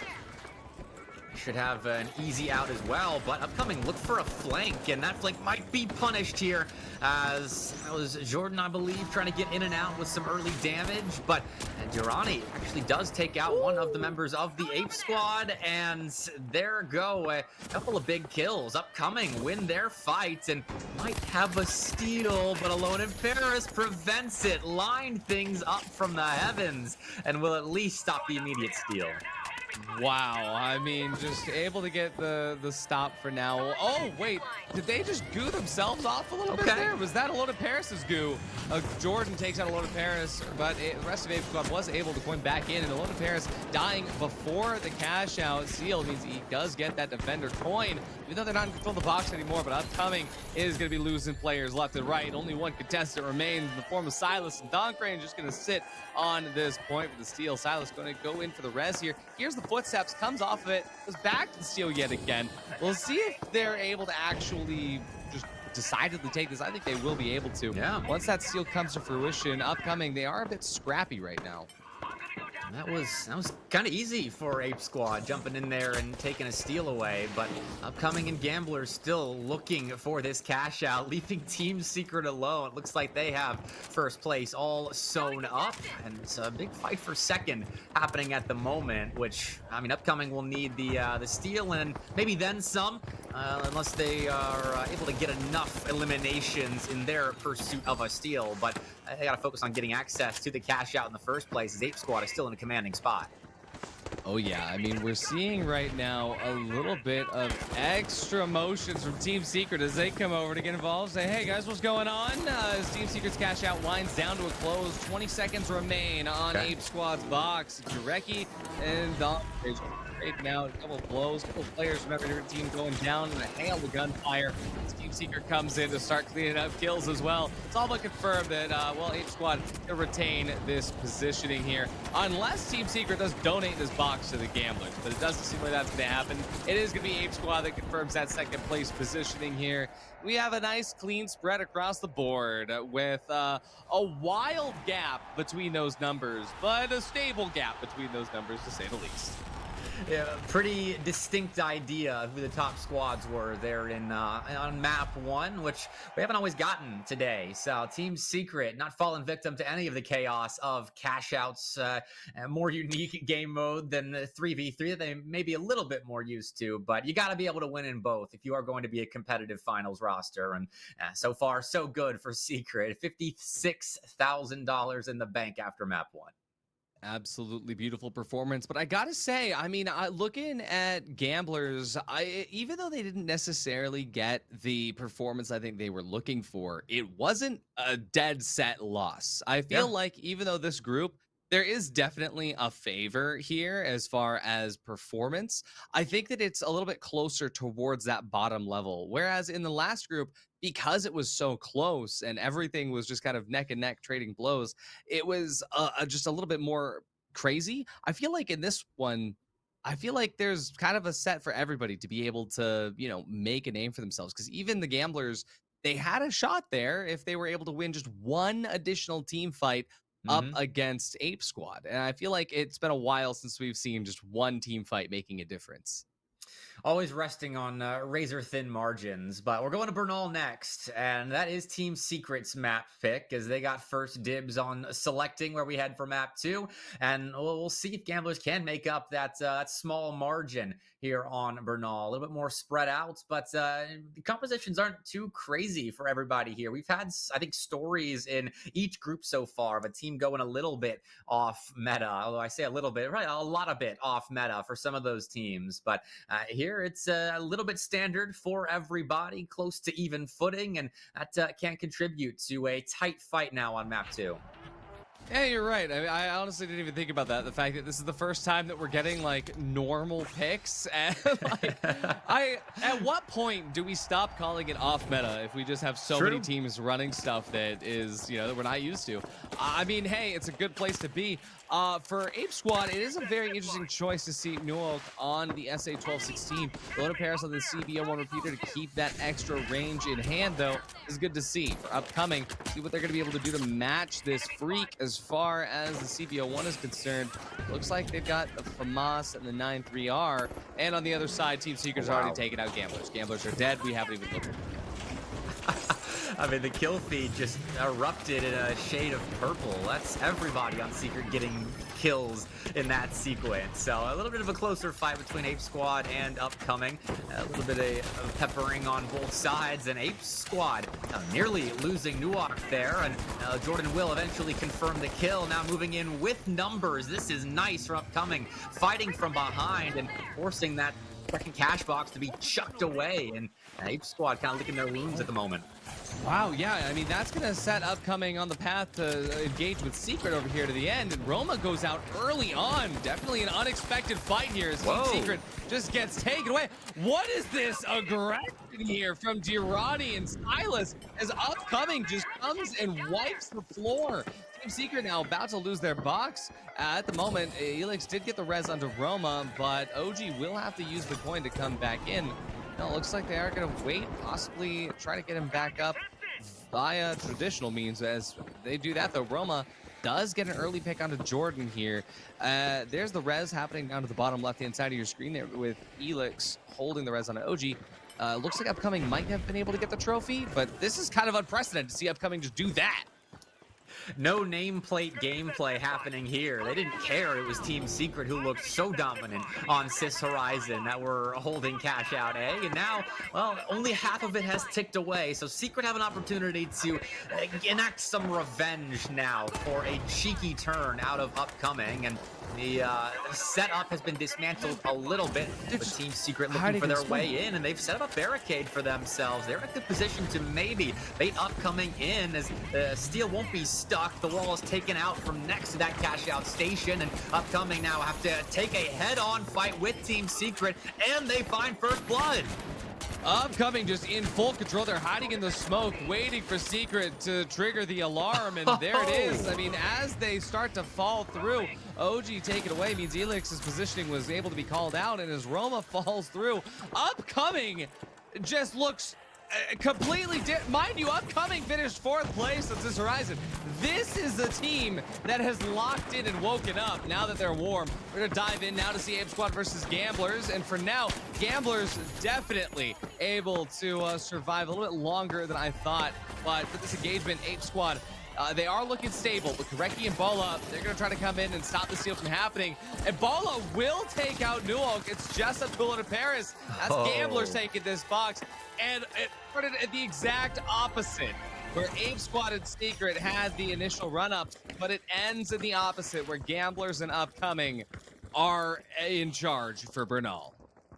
Battle from the bottom of the table. After how Sis Horizon ended, I was starting to think things might be more cut and dry here. But no, Upcoming and Gamblers still have a lot to prove here in Group C. And while that is just the first set of cash out, it's got to feel nice to win multiple team fights over Ape Squad if you're Gamblers, and actually Upcoming as well, because they started that whole sequence off by taking out a couple players on Ape Squad and then turning to take out Team Secret in quick succession. So playing confident is a key to success, even for squads that may have lost out on map 1. But here we go again. Another fight erupting, as now it's Gamblers setting their sights on Upcoming. I cannot believe the aggression that we are seeing from Upcoming. And this is what you want to see from a team that is the underdog in the lobby, right? I mean, they are the Upcoming squad, and clearly proving that this name carries some weight with them. Now, on the other side, we do see Team Secret and Ape Squad going at it, and just narrowly managing to get the win here with Team Secret. See Upcoming finally taking this pad RPG approach there. Bola has to drop down to the bottom. That's going to remove the H+ infuser from that top rope there with Koreki and Fallen, who stay on the ultimate height. The bubble's going to land, and it is going to take out Dirani here as that damage continues to go through. But Silas, stable as ever, but here it is. Bola up at the top, just down to the 2 lights. A big set of trades here. But Bola caught out while rezzing. What a drop from Jordan. The positioning and Upcoming, they win the fight. They're going to take the box, and this is the most fun match we've had, Pepe. Yeah, no one is safe right now. Not even if you're trying to res with a little bit of cover. And Jordan with some nice eyes there to find that pick. And now Ape Squad and Secret going at it, with Secret once again almost falling. Good goo to give, well, I thought Elix a little bit of extra life, and did get to live a little bit longer, but eventually fell victim to Donk Rage, who's now looking at Roma, chewing up a bit of that health bar, which OG is allowed a little bit of time to heal up, and Secret might actually be able to cover this cash out with time on their side, and Ape Squad being forced to heal up. Yeah, that was perfect. Whoa. The ability for Roma to be able to get that pick while that steal was happening was everything. And here we go. We also have OG coming in just the right time. Ape Squad, they almost had everything going for them, but the last moment, Team Secret, they locked in when they were needed most. And that's going to be another successful cash out for Team Secret, but it's Upcoming who's actually in first place as their box finishes on the other side of the map. Upcoming locks in first place as the Gamblers get wiped. Still insanity on Bernal with Ape Squad, only about $3,000 here at the moment. They've got catching up to do as the last couple of vaults spawn on the map, and they have respawned, but it's Secret getting that first tap, and looks to be Upcoming maybe getting that second. Can't see from so far away, but it's all good. We'll watch Secret for now as they set up to get that plug. Yeah, I mean, I want to see some crazy stuff here as far as Upcoming. I want to see them continue to just put bullets down range. And unfortunately, though, for Upcoming, all they saw was Donk Rage's M11 just literally 1 foot away from the face, and that was all they needed. Ape Squad now in control. They are at the bottom of the leaderboard at the moment, but that can all change at the last set of cash outs. Team Secret start Vault 5 early on. Vault 6 about to make its way over to the theater, but every single team is fighting for a slice of this pie. And Gamblers and Ape Squad, well, they're trading blows left and right. Loaded Paris just narrowly keeping New York alive, but he's not able to keep himself up in that process. His Gamblers find one more. It could be a wipe here on a New York, but he's good to take out Bola. Ureki is still up, gonna try to chase him down. 1 HP. Will he survive? He gets out. There's the goo. He's down. Ape Squad wiped away as Gamblers barely hold on.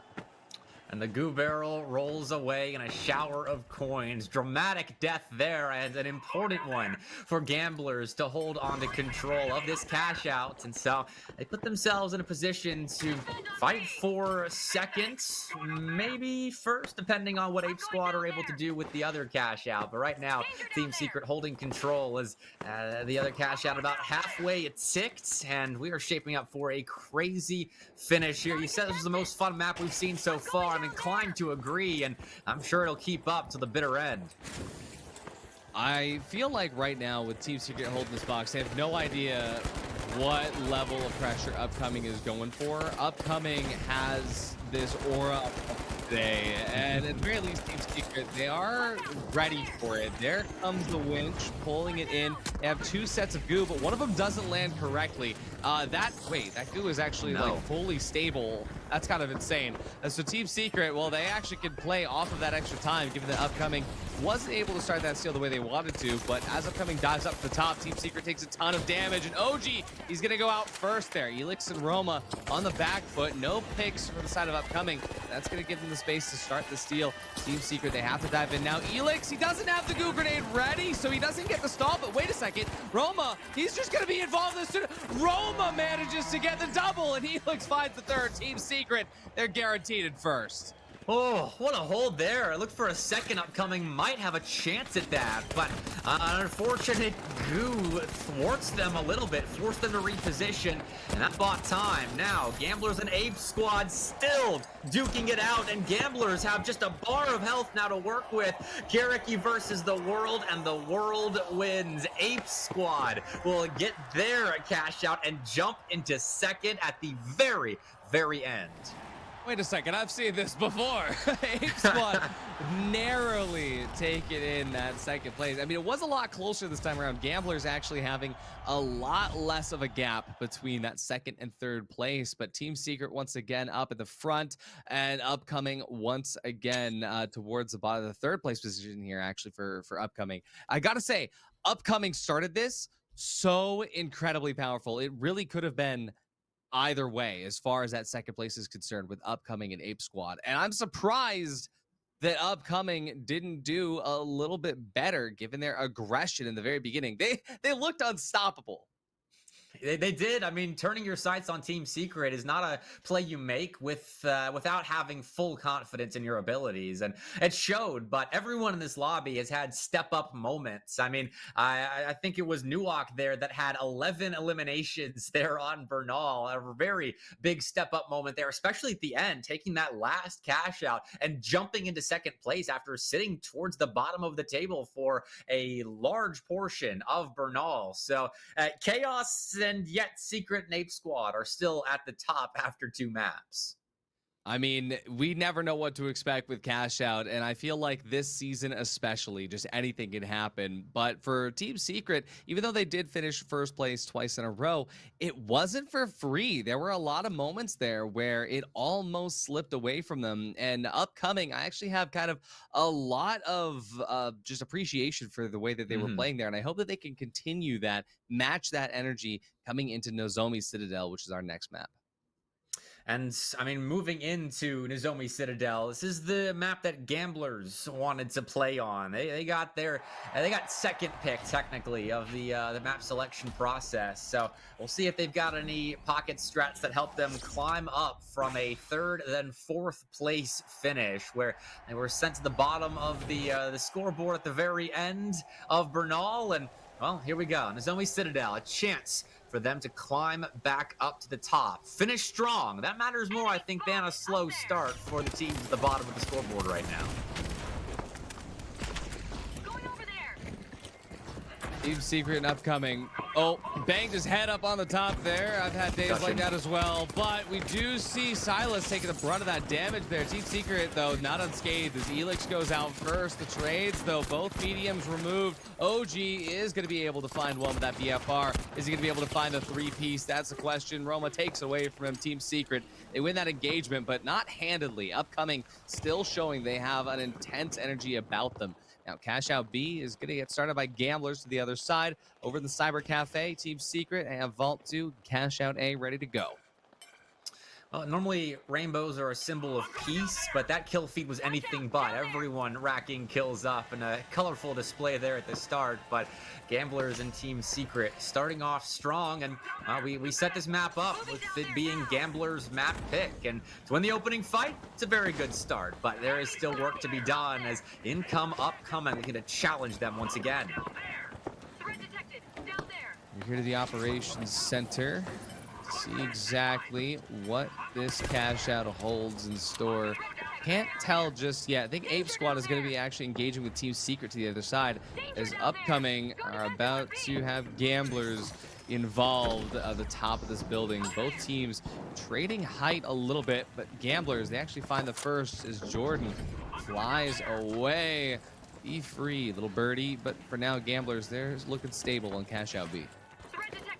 Trophy under full control as well. Jordan will have to likely coin unless Durrani and Silas are going to flank around, but either way, it's a good start for Gamblers over there. Meanwhile, Ape Squad looking worse for wear. Donk Rage down for the count as Team Secret only been let Ape Squad get close to even accessing the same building that they are set up within. So Ape Squad look to pivot as they're going over towards Cash Out B to maybe third party. Wow, I mean, aura farming over there, but Cash Out B is not safe just yet. Upcoming, good stable damage and stable healing as well. Takes out Fallen. Karaki just about to be on the other side as well. 75 HP is all that remains. He's got to have to find a way out, but look at that as Ape Squad gets involved. The entirety of Upcoming falls to coins in the stairwell, and now Ape Squad, they have a chance to engage with Bala and Kireki on the rooftop before Fallen comes back. That coin is going to take him just a little bit to come through. The Ape Squad, they're running out of time to dive on the box. Here they go, jumping down. Nuox trying to stick it. Donk Rage has good cover there, but actually Nuox steals. He gets the steal off. No way. Gamblers had the high ground. They had everything going for them, but they dive in one by one, and Ape Squad are allowed as a unit to cover Nuox and take Cash Out one. I gotta say, I mean, a lot of people were doubting the viability of the H+ infuser coming into Season 8, but Donk Rage has just shown right there exactly why teams are still bringing it, allowing Nuox to just keep that steal through no matter what. Beautiful stuff. We're not going to see the top two teams lobby, Ape Squad and Team Secret, fighting over Vault 3. It's kind of in an inopportune position here in the middle of the street. So Ape Squad, they're going to close this gap early on. They're fighting with Team Secret to make sure they can't cross that gap, but both Cash Outs are now on the CNS side of the map. We will see Ape Squad make their way out with the Vault, but taking a lot of damage as Team Secret provides damage across the board. Well, we've learned the answer to the age-old question, why did the ape cross the road? It's to get Cash Box 3 and maybe take out Team Secret while they're at it, but the healing beam is used to great success, and unfortunately the train that is Team Secret runs over the ape crossing the road, and they should get themselves a plug and another easy setup for a second Cash Out on a map that they've looked pretty dominant on so far. Everyone else is left to fight for scraps elsewhere.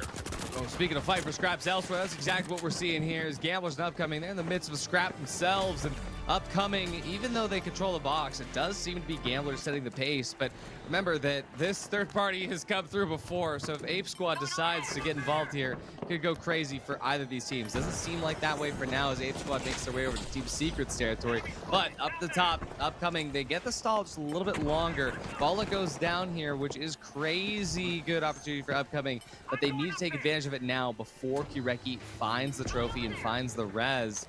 There we go. It does seem to the sidelines that Gamblers will be able to reset and stabilize. They'll have one more good chance at this. But we jump to Cash Out D. We do see Team Secret, Ape Squad. They're fighting as well. Lone Paris goes out. Gamblers still not fully reset just yet, but these cash outs are close by. Finally, the engagement's beginning. Bola, as he coins back in, gonna be quite a ways away. Take a second for upcoming to have full numbers together. Gamblers rather to have full numbers together as it's upcoming in full control of cash out C. But now fight just outside the stairwell with Gamblers taking an engagement that nearly goes their way. Do confirm that kill on Silas and heal up in the process as Gamblers have numbers now and look to chunk out other health bars, but time does dwindle. They don't have a ton of time to get this steal off, especially if upcoming have a couple of disruptive tactics up their sleeve rather. Guwall goes up. Kiriki will look to stick a steal. Has to be stuck here, and Gamblers have time to get it off, and they steal it in the last moment. How were they unchallenged? I mean, they tried to challenge, but Fallen definitely had some kind words for the other two players on upcoming. Silas able to escape with his life there as Team Secret just vibing over to cash out D. No one's really gonna do anything over there. Oh, Durrani, he coins in, is immediately removed, sent back to the loading screen. Silas, as an option here, just end your own life, throw it off. I mean, 5K in the bank could be the difference if they get wiped here, but genuinely, this reset is going to be hard on upcoming to come back from. Looks like they will elect to coin. I believe Jordan hops back up with that, but we'll find out later on if that does come back to be a factor late in this fight. 2 minutes left, and we're setting up around these last two cash outs. Hey, it looks like the location of a scrum with nearly everybody in the lobby involved. Team Secret, though, is chilling. Ape Squad find the plug while everybody else backs off, and Gamblers are playing space at the moment. Either looking to third party or maybe weigh their options against Secret. I mean, this plug came in so easily for Ape Squad. They had to have known what was waiting for them, right? With Gamblers upcoming. I mean, the moment that plug, instead of cash out music, it was just boss music playing. For upcoming, they're going to be able to hold up towards the top. That was a very good timed reset there. We said that reset was going to be hard on them, but they had the perfect setup to third party, and they made good use of it. Now, Team Secret and Ape Squad going to be getting into a scrap towards the other cash out, but Gamblers and upcoming, a tale as old as time, going to be upcoming who finally have a good time to just maintain control. They've never had a setup this clean before. If they lose that, to prove that Gamblers deserves their spot. Can't forget they lost that second cash out at the very last second as well when Gamblers got that steal. And here we go, face check, quick winch reaction, doesn't quite lead to the opening kill immediately, but Durrani does fall. Fallen trying to chase down the other low health members of upcoming, and now it's up to Jordan to pick up the pieces. I don't think it'll be a late steal this time around, but Gamblers should be taking this cash out regardless. Oh yeah, the only pieces Jordan's going to be able to pick up are the coins of his fallen teammates. As the rest of upcoming comes back, once again, it's just going to be a scrappy battle where these fights don't have clear lines of when the win happens or when the opportunity arises. For upcoming, they need to make it a little bit more clear. Look how tight-knit Gamblers is. But now here come Ape Squad. They're involved here as well. They're about to just jump through, leaving Team Secret to just guarantee first place yet again as everybody fights for second. Upcoming, they're going to dive through. They start the seal, but the goose stall will make it a little bit harder. The damage from that gas as well, lasting effects on their lungs for sure. But Gamblers, they're here to make sure they can hold on to the box. And there's no time left for that seal to come through. It's Gamblers in second place. It's Team Secret up in first as Ape Squad take third. Upcoming, they land in fourth place. And it is just a consistent trade through. But huge for Gamblers to be able to maintain second there. That is a much needed second place victory for the Gamblers as they send Ape Squad down in third. It's the first time that a trade of that proportion has happened here. I mean, I think it was Gamblers that ended fourth place on Bernal, so much needed for them to recover those lost points. And then they picked their fights perfectly. They took out Upcoming in a couple of key moments. I mean, that last second steal of Cash Out too, and then at the very end there, winning a fight without all the dramas of having to steal last second, but still handling Upcoming very well, and then taking that Cash Out from them. So Gamblers at the very end, they're working their way up. It's some nice points in the bank to have going into our final two maps, which hasn't been an easy campaign for Gamblers so far. But if you're trending up towards the end, maybe you grab some extra points with a second or first place finish on the last couple of maps, and now you're talking about potentially leapfrogging a team. Absolutely. I mean, I still think that a lot of these teams, they just aren't putting enough pressure on Team Secret. I mean, Team Secret is not infallible, especially in this lobby with the third-party timings just coming right. But for Upcoming, they look so good when they're in these team fights, but they're losing the fights that actually matter. And as far as trading places with Gamblers, like with Gamblers taking second place, every team so far has had a shot at second place, except for Upcoming. And so I want to see on Fortune Stadium if Upcoming can just get some good macro control, especially if they win the fights that do matter after the vault fights.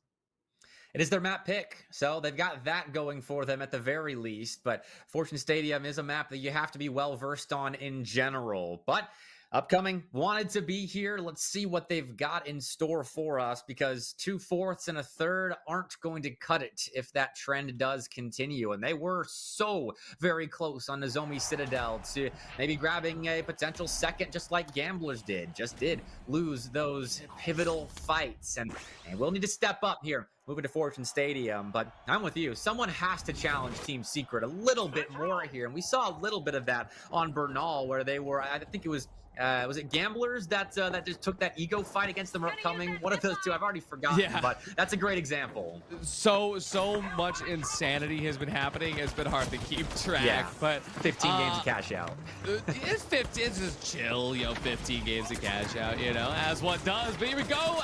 Gamblers gonna be diving in here to Upcoming. They take out Jordan early on. No H+ refuser, but for Gamblers, they lose Fallen too. It's gonna prove to be a little bit more difficult to come back from, but unfortunately, Silas just cannot contest with Bola's M11. That's going to be a very considered wipe here as Gamblers take that vault fight. Continuing to ball out here. That's another big win after their second place on Nozomi Citadel. And so they will get that plug as Team Secret have. Some things never change. And Team Secret's domination in Group C today on the first day of Pro Hub Season 2 competition, outside of the qualifiers, of course, have seen Team Secret look so strong. And after the day's events, they may find themselves at the very top, even above the likes of Fnatic and Alliance, who had themselves pretty good days. But Team Secret being challenged now. This is what we're talking about. Donk Rage in alone. No teammate support. Taking out OG here. Now challenging Roma and potentially 1v3ing one of the best teams in Pro Hubs, but does retreat, plays the safe option, and isn't going to ego challenge Elix, who was the last player alive for Team Secret and managed to stall enough time for Secret's ranks to join him back on the map. But Donk Rage flexing a little bit of individual ability right there, and a 1v2 that, with that momentum, he honestly could have turned to a 1v3. Oh yeah, you know what else is flexing is literally every single bit of this building as it just crumbles under the weight of Upcoming's aggression, as they are able to actually come and take this Cash Out away from the defenders. Gamblers, they're still not done just yet, but Jordan finally finds himself in a good spot to get a kill without getting traded. But unfortunately, that is going to be res through as Kureki comes back up. That long res just gave the space for Gamblers to be able to reset here. Even though Upcoming, they have the Cash Out, they don't have breathing room. Gamblers is currently trying to kite them and take this fight early on. And here we go, we're baiting them out with that seal, but for Upcoming, they take the bait. They jump all the way down to the bottom. Gamblers have traded height, but it's just running a marathon. It's just all cardio here as Gamblers just finally tries to find a way to fight Upcoming. Not really sure who's in control here for now, but a lot of utility going by the wayside for Upcoming. Utility they're not going to be able to get back in this fight. Gamblers takes absolute advantage of that. Ronnie and Silas fall away, and there's the wipe out of Jordan. It's Gamblers box at the end of the day. But Ape Squad, they took the other box as well. Team Secret actually has nothing to show. Okay, well, that's I was so caught up in Gamblers and Gamblers winning another fight against Upcoming that I didn't recognize Ape Squad is stepping up a little bit. Credit to him. I mean, Donkrage sort of set the tone with that 1v2 that he won that led immediately to a revive that got Ape Squad back on their feet and quickly into a stealing motion of that cash out. But again, the story continues already. Upcoming cannot beat Gamblers in the fights that matter. Yeah, I mean, this is still unprecedented here as Ape Squad starts off in a really good position. For Gamblers as well, they finished second place on Nozomi. They're looking to try to make sure that they stay in a top position here. This is the way to do it right off the beginning. For Team Secret, they look a little bit calm and collected here now, and this timing couldn't be anything more than perfect as Ape Squad and Gamblers... Sorry, Ape Squad not coming. They get into this fight early on here. Look who's on the back right there is Team Secret, ready to get involved. We do see Gamblers getting the plug. Where is Team Secret? They're just waiting on the... Oh, I thought they were going to dive into the point. They're just waiting on Cash Out C. What a Chad move. Well, I think we knew Secret were the Chads of the lobby as they're playing it patient. They know they still have a good shot at making their way back. That first cash out isn't everything, though. I think it's stolen out from under your nose. This may be a little bit frustrating. They aren't phased. They get right back to playing the game they know how to play, and that is optimal against Upcoming, who have lost a significant piece in their lights. Jordan falls by the hands of OG. That BFR wreaking havoc on the Upcoming front lines, and Iranian Silas retreats. Wow, I mean, I was like so locked in on that vault fight. It was so close between Upcoming and like they finally got the win, and then they just don't even have the cash out anyway. Team Secret even stole the vault and got the plug. It's crazy stuff. And they force Upcoming to leave. They're bullying them away, and that means that they're headed to only one other place on the map. It's going to be on the other cash out where Gamblers are currently getting their cash box touched a little bit by the Ape Squad, who are about to get third party if Upcoming finish their map cross. All right, staircase fight. I think the importance of hitting the Stairmaster has been emphasized today on Fortune Stadium. Donkrage going up and down the staircase, and again, piecing up all of his opponents. Really doesn't matter the color of their health bar or their nameplate. Donkrage wants you dead. Gamblers will get back on their feet, but not before their cash out has been stolen. Ape Squad are on point here on Fortune Stadium. Oh. Well, big moment there for the gas barrel. Ape Squad just says, you know what? This is ours, actually. Thank you guys for doing what you did, but we're gonna take it. We're gonna throw some gas on it, and you won't really be able to do too much about it. We do see Upcoming try to see if they can do anything about it, but of course, Nualk says no. Winch time. That being said, trades back and forth. Upcoming does manage to find the pick, not only onto Ape Squad, but they get a pick on the Gamblers as well, but it is still gonna be Ape Squad's box. No time left for that to go anywhere else. And Team Secret still uncontested to the other side of the map, but we'll see if this wipe can come through, because for Gamblers, they're not unfollowable. And Ape Squad, if they do get this wipe onto Gamblers or vice versa, that could still change the metrics for this next fight. The difference only being 7K. Just watched Bala's health bar go down to probably 1 HP, literally, before being healed right back up. Kireki with some nice moves with the healing, I'm assuming. They didn't get to watch it happen in real time, but Gamblers are at full strength. Thanks to that, Bala almost got picked off, but now they can move ahead in a pretty good second place position to contest Ape Squad around cash box 5 as I try to get away with it, but split up for the moment. Thought they had a window to get in and out with a plug, and they still might, but Gamblers are trying to chase them down. And right now, it does seem the Gamblers is just on the receiving end of literally every single team. It's a difficult place to be, but Fallen does have a good amount of space here as Team Secret starts the last cash out. It is still going to be Ape Squad that is currently in that first place position. And so for Team Secret, yeah, it was uncontested there, but it was a very important win for Ape Squad to not only get that first box, the second box, but to be able to get all the steals and wipes and plugs involved with getting this extra cash. So for Team Secret, they have to actually do a little bit more, especially if Ape Squad does come in control of that next cash out. Upcoming did get the plug, but that was a cheeky play from Ape Squad as they had a player or two players looking to cut off the cavalry of Upcoming, looking to join their lights after the plug, but Upcoming do regroup. And no real casualties have been suffered in the opening sequence of this final set of cash outs now on Fortune Stadium. Steal being attempted here by the Gamblers. They are good at that, and they have full access to take this cash out into their own. I am very excited if Team Secret is going to just dive in and get involved in this other fight. But I don't know if they're going to do that. But for now, at the very least, Ape Squad, they could come through and just say that they'll fight into Team Secret. If they fight into Team Secret, it could be everything. But I think that they know that the third party is going to be the best option. They get that box. They know that they're up in front regardless. And it looks like that is what's going to happen as we see Ape Squad minding their own business over here on the Engimo building. Gamblers and Upcoming are about to have the third party of their lives. And it's been 4 maps. We should have expected it by now. But for Gamblers at the very least, look at how they're moving around. They're trying to make sure that Upcoming and Ape Squad fight first.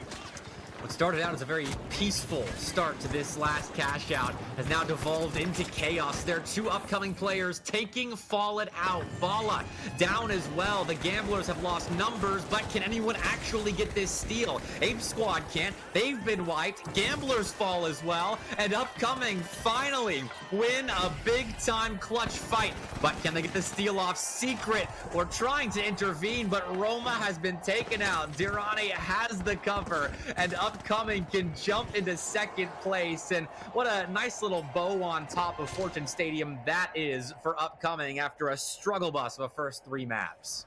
There it is. We talked about it before that Upcoming has what it takes to just stay aggressive and maintain form to get that second place. And they've finally done it. Of course, it is still Team Secret up at the very top of that lobby, numbers. but with literally only 6 kills to their name, only 2 team fights. Come on, what are we doing here? A huge shout out though to Upcoming. I mean, look at that. That's 17 kills for Upcoming. Absolutely insane performance as they had to prove that they had what it takes to get to that second place position in the lobby. And for Gamblers, though, this is still a little bit unsettling for them. Even though they got second place on Nozomi, this is their second 4th place finish here. And so for Gamblers, the points for Wednesday that will place them into Saturday's games are starting to run away from them.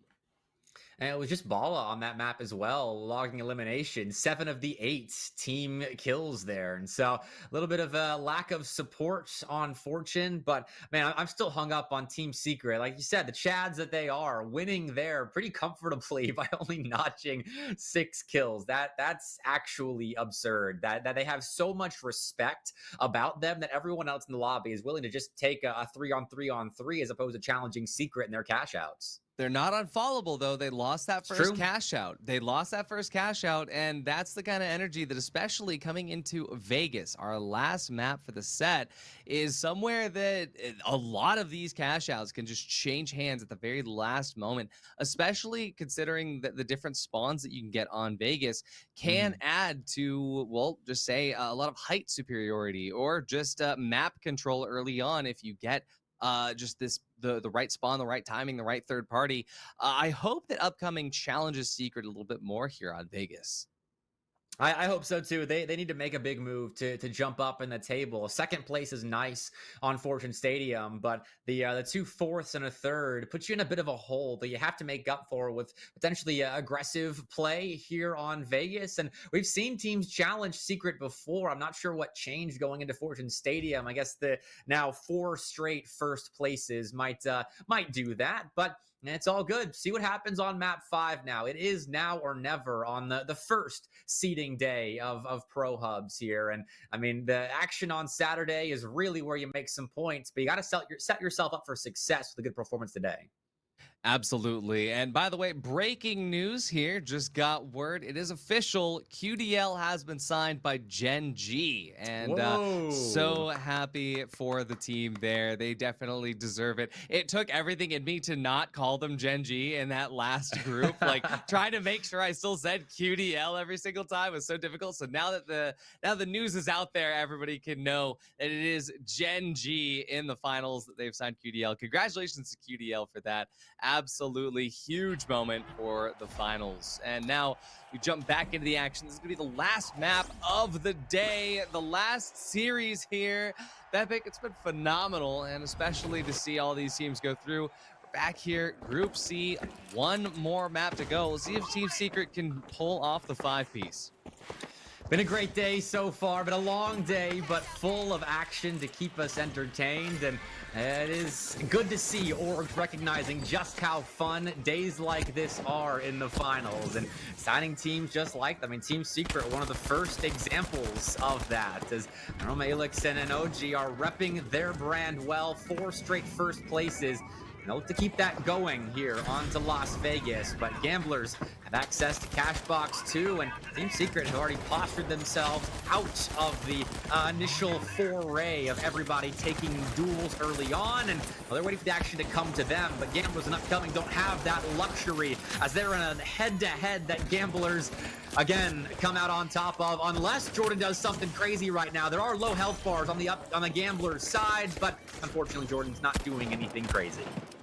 It happens, but we jump now to see Gamblers versus Team Secret, and as Roma takes out Kireki, the damage from Fallen is just honestly shrugged off by Team Secret. But oh, the RPG just whizzing by his ears. Phenomenal stuff there. Team Secret, they are going to be losing OG in that battle as Bala comes back up the top. Gamblers have reset. It looks like they have a good opportunity here. They get a nice little pad out. They get the plug on a cash out B, but Team Secret, they're chasing. Right now, Zelix gets the res onto OG. OG is going to be a little bit late coming into this, but they're ready no matter what. As Team Secret starts this approach, Gamblers are stable, backing up towards the elevator shaft. Taking some hits though. Kireki will be healed up. The H+ infuser at a couple of bullets land, but Team Secret are just sticking a steal right now. Can Chad move as they force Gamblers off the point? And now the Gamblers will have to retake that B cash out. And Kireki, good for the job, looking for any sort of lane to use that F car in. And an early pick would do them well as Team Secret take the high ground, but are contested now by Gamblers. Pad RPG doesn't do as much as they would like it to, but Roma is going to be able to carry out the rest of the damage on the Fallen. Kireki falls away as well, and for Bala, just 25 HP, but as soon as OG breathes in that direction, it's going to be Roma instead. That's going to be Team Secret. Not only do they manage to get the steal right from under Gambler's nose, they get the team wipe as well. We jump over to Ape Squad versus Upcoming right at the end of the fight. Ape Squad retains control of Cash Out A, and well, I mean, we've seen this level of aggression with these two teams before, but for Upcoming, it's not over yet. I can't believe we actually get a chance to catch our breath on one of the Group C maps. That has not happened often. 2 fights wrapping up at the exact same time. Team Secret in control. Ape Squad in a good spot now as well, as their first cash out is confirmed. And Gamblers and Upcoming, again, fighting from behind. That has been the story for the most part in our Group C seeding day. Gamblers, though, will get the tap on vault number 3 and maybe have control. We'll see who they're contested by immediately as everyone's posturing for these next fights, taking their sweet time. Oh yeah, I mean, I cannot believe the action that has been coming through as far as like Ape Squad, Gamblers, and Upcoming kind of just trading hands and trading places through this. But to be honest, it's just kind of been like Ape Squad at the very beginning of the day, and then they have fallen off just a little bit. So to see Ape Squad trying to recover and getting back into that consistent positioning, I mean, think about it. They almost actually got the first place over Team Secret at Fortune Stadium. There's just one cash out to make the difference. So I want to see them continue that here, but it's the same thing for Upcoming. Upcoming has every opportunity to just knock this out of the park, but they need to be a bit faster. Right now, their timing and their macro is a little bit sloppy. I mean, for everyone that's not named Team Secret in this group, they've logged a second place at some point. Ape Squad did get those first 2 second place finishes, and so a top finish here would likely confirm them as the second best team in Group C coming out of seeding. But it is right now Upcoming and Gamblers with those plugs. So Team Secret and Ape Squad fighting from behind, though Team Secret, they stuck the last steal, and that led to them getting access to cash out number 1. But at floor underneath, cash out D's been dropped, so Team Secret steal is interrupted. Yeah, the floor there giving way a little bit makes it harder for Team Secret to come through, but they stole underneath Gambler's nose last time. They're going to try to do it again 2 times in a row. This time, though, Gamblers, they have a lot more angles than just the one. Harder to cut that off, but here we go. Gonna force out with the winch, but forces Bola out of position as well. And OG just barreling through here, making the heavy. Look like he's got the light movement speed. Fallen 1 HP, goes out there as OG lands just 1 more shot, and Kireki does manage to survive. They do manage to get 1 pick on the Elix, but Kireki, as he waits for Bola to come back in via the coin, we'll see exactly if Gamblers can stop this from happening, because that timer is ticking down, Bepic. Well, everyone looking up like Willem Dafoe and seeing as Gamblers try to drop in and stop a steal. They interrupt again, but are sacrificing players in order to stop these steals. This grenade in will force an interruption again. Team Secret cannot stick. Fallen, though, take it out. And Elix on the box seems to have gotten the steal in. Dies at the last second, but not before he confirms the steal. Team Secret, it was a labored effort, but they will get that cash. That was like 45 seconds of pure stealing. That cash out never stopped beeping the whole time. I gotta say, Gamblers almost did that. Almost doesn't get you points at the top of the table, unfortunately, though. Poor Gamblers, kind of a taste of their own medicine, having the cash out stolen at the last second. This is what they've been doing to Upcoming in other maps in this set of 5. And now Team Secret taking their angers out on the middle child in the family and stealing away from Gamblers at the very last second. I gotta say, this is the most fun group to watch, the way that everything just keeps creating hands. But Team Secret, they're showing consistency throughout it all. They start the last cash out there as well, and Vault 6 finally gets procced. Cash out B not too far away. They're just gonna cross that gap, but Upcoming, they're gonna cross into Ape Squad first and foremostly, and well, they're gonna pay a hefty price for doing so. There's no better feeling, or one of the best feelings, I should say, in the finals is popping someone like that with one of the revolvers, especially now that the BFR has been put into the game for all the heavy mains to feel the same joy that the mediums have gotten over the course of the last couple of years. But they're using to great success as Upcoming find a couple of picks, and they will maybe have access to a box, but right now it's Ape Squad in control of one of the cash outs, and Team Secret and Upcoming elsewhere in the map. As Upcoming will have to find a steal somewhere if they want to snatch a first place here at the end. Oh yeah, I mean, this is anyone's game right now for that second place spot. Okay, Durrani with the pick there. Ape Squad have lost Donk Rage, and that is significant in their pursuit of protecting cash out B here. Lone and Paris and Nuwak will have to protect, but Upcoming looking to stick this, confirm the steal, and will sacrifice Silas in the meantime. Nuwak is able to revive Donk Rage, so Ape Squad back to full strength. Upcoming have lost their numbers advantage, but hold on to points, and that is something they can play with. Still looking to secure it. Ape Squad have protection, and looks like the steal is confirmed. Ape Squad get it back under their belts as Upcoming can't hold. Oh, but Ape Squad as well, they are still going to take some shots in, not only from Gamblers, but as Upcoming gets back in the fray as well. Ooh. Here they are. Nuwak going to go down after getting freshly res. Lone Paris and Donk Rage going to try and reset and recover. Looking to see Upcoming, though. They barely escape with their lives there. Jordan probably going to have to coin back in. Ronnie take it away immediately as now Team Secret is involved. Guaranteed first place after their cash out finishes with 52K in the bank. They're going to wipe out Upcoming, which is everything for Ape Squad as well. They now possibly are going to be getting briefed out this moment. $25 remains in between that second place position, but Ape Squad still holds the box. See what's going to happen now if Ape Squad can continue to hold it for the next 20 seconds.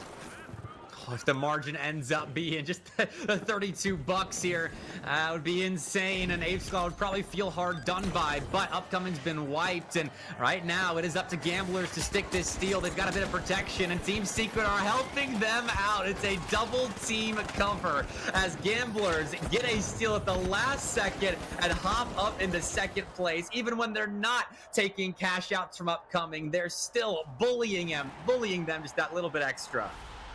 Wow. I mean, crazy photo finish there. It just kept trading hands between Upcoming and Ape Squad. I mean, Gamblers almost were able to really just like drop in on their own, but it was Team Secret bullying at the end that just set everything in motion. They didn't have to do that. They were padding stats. They just wanted to have fun for the sake of it. But I mean, Gamblers just being given that box towards the end is kind of everything.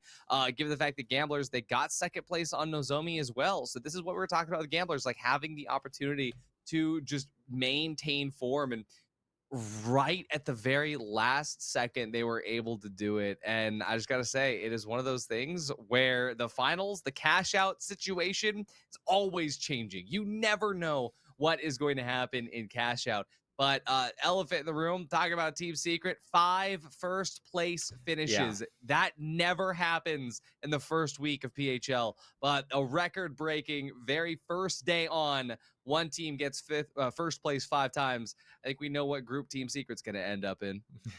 Yeah, I think it's safe to say they might even hop up over Alliance and Fnatic, who even at times in their groups had a map off per se, but Team Secret did not. And even then, they were tested, but still in such, I mean, big bro kind of moves. They would get steals at the last second. They would outlast the team to nab some extra cash. And even at the end, they were protecting and allowing that steal away from an Ape Squad controlled cash out, donating it over to Gamblers. And I mean, Team Secret, they won big and looked good doing it.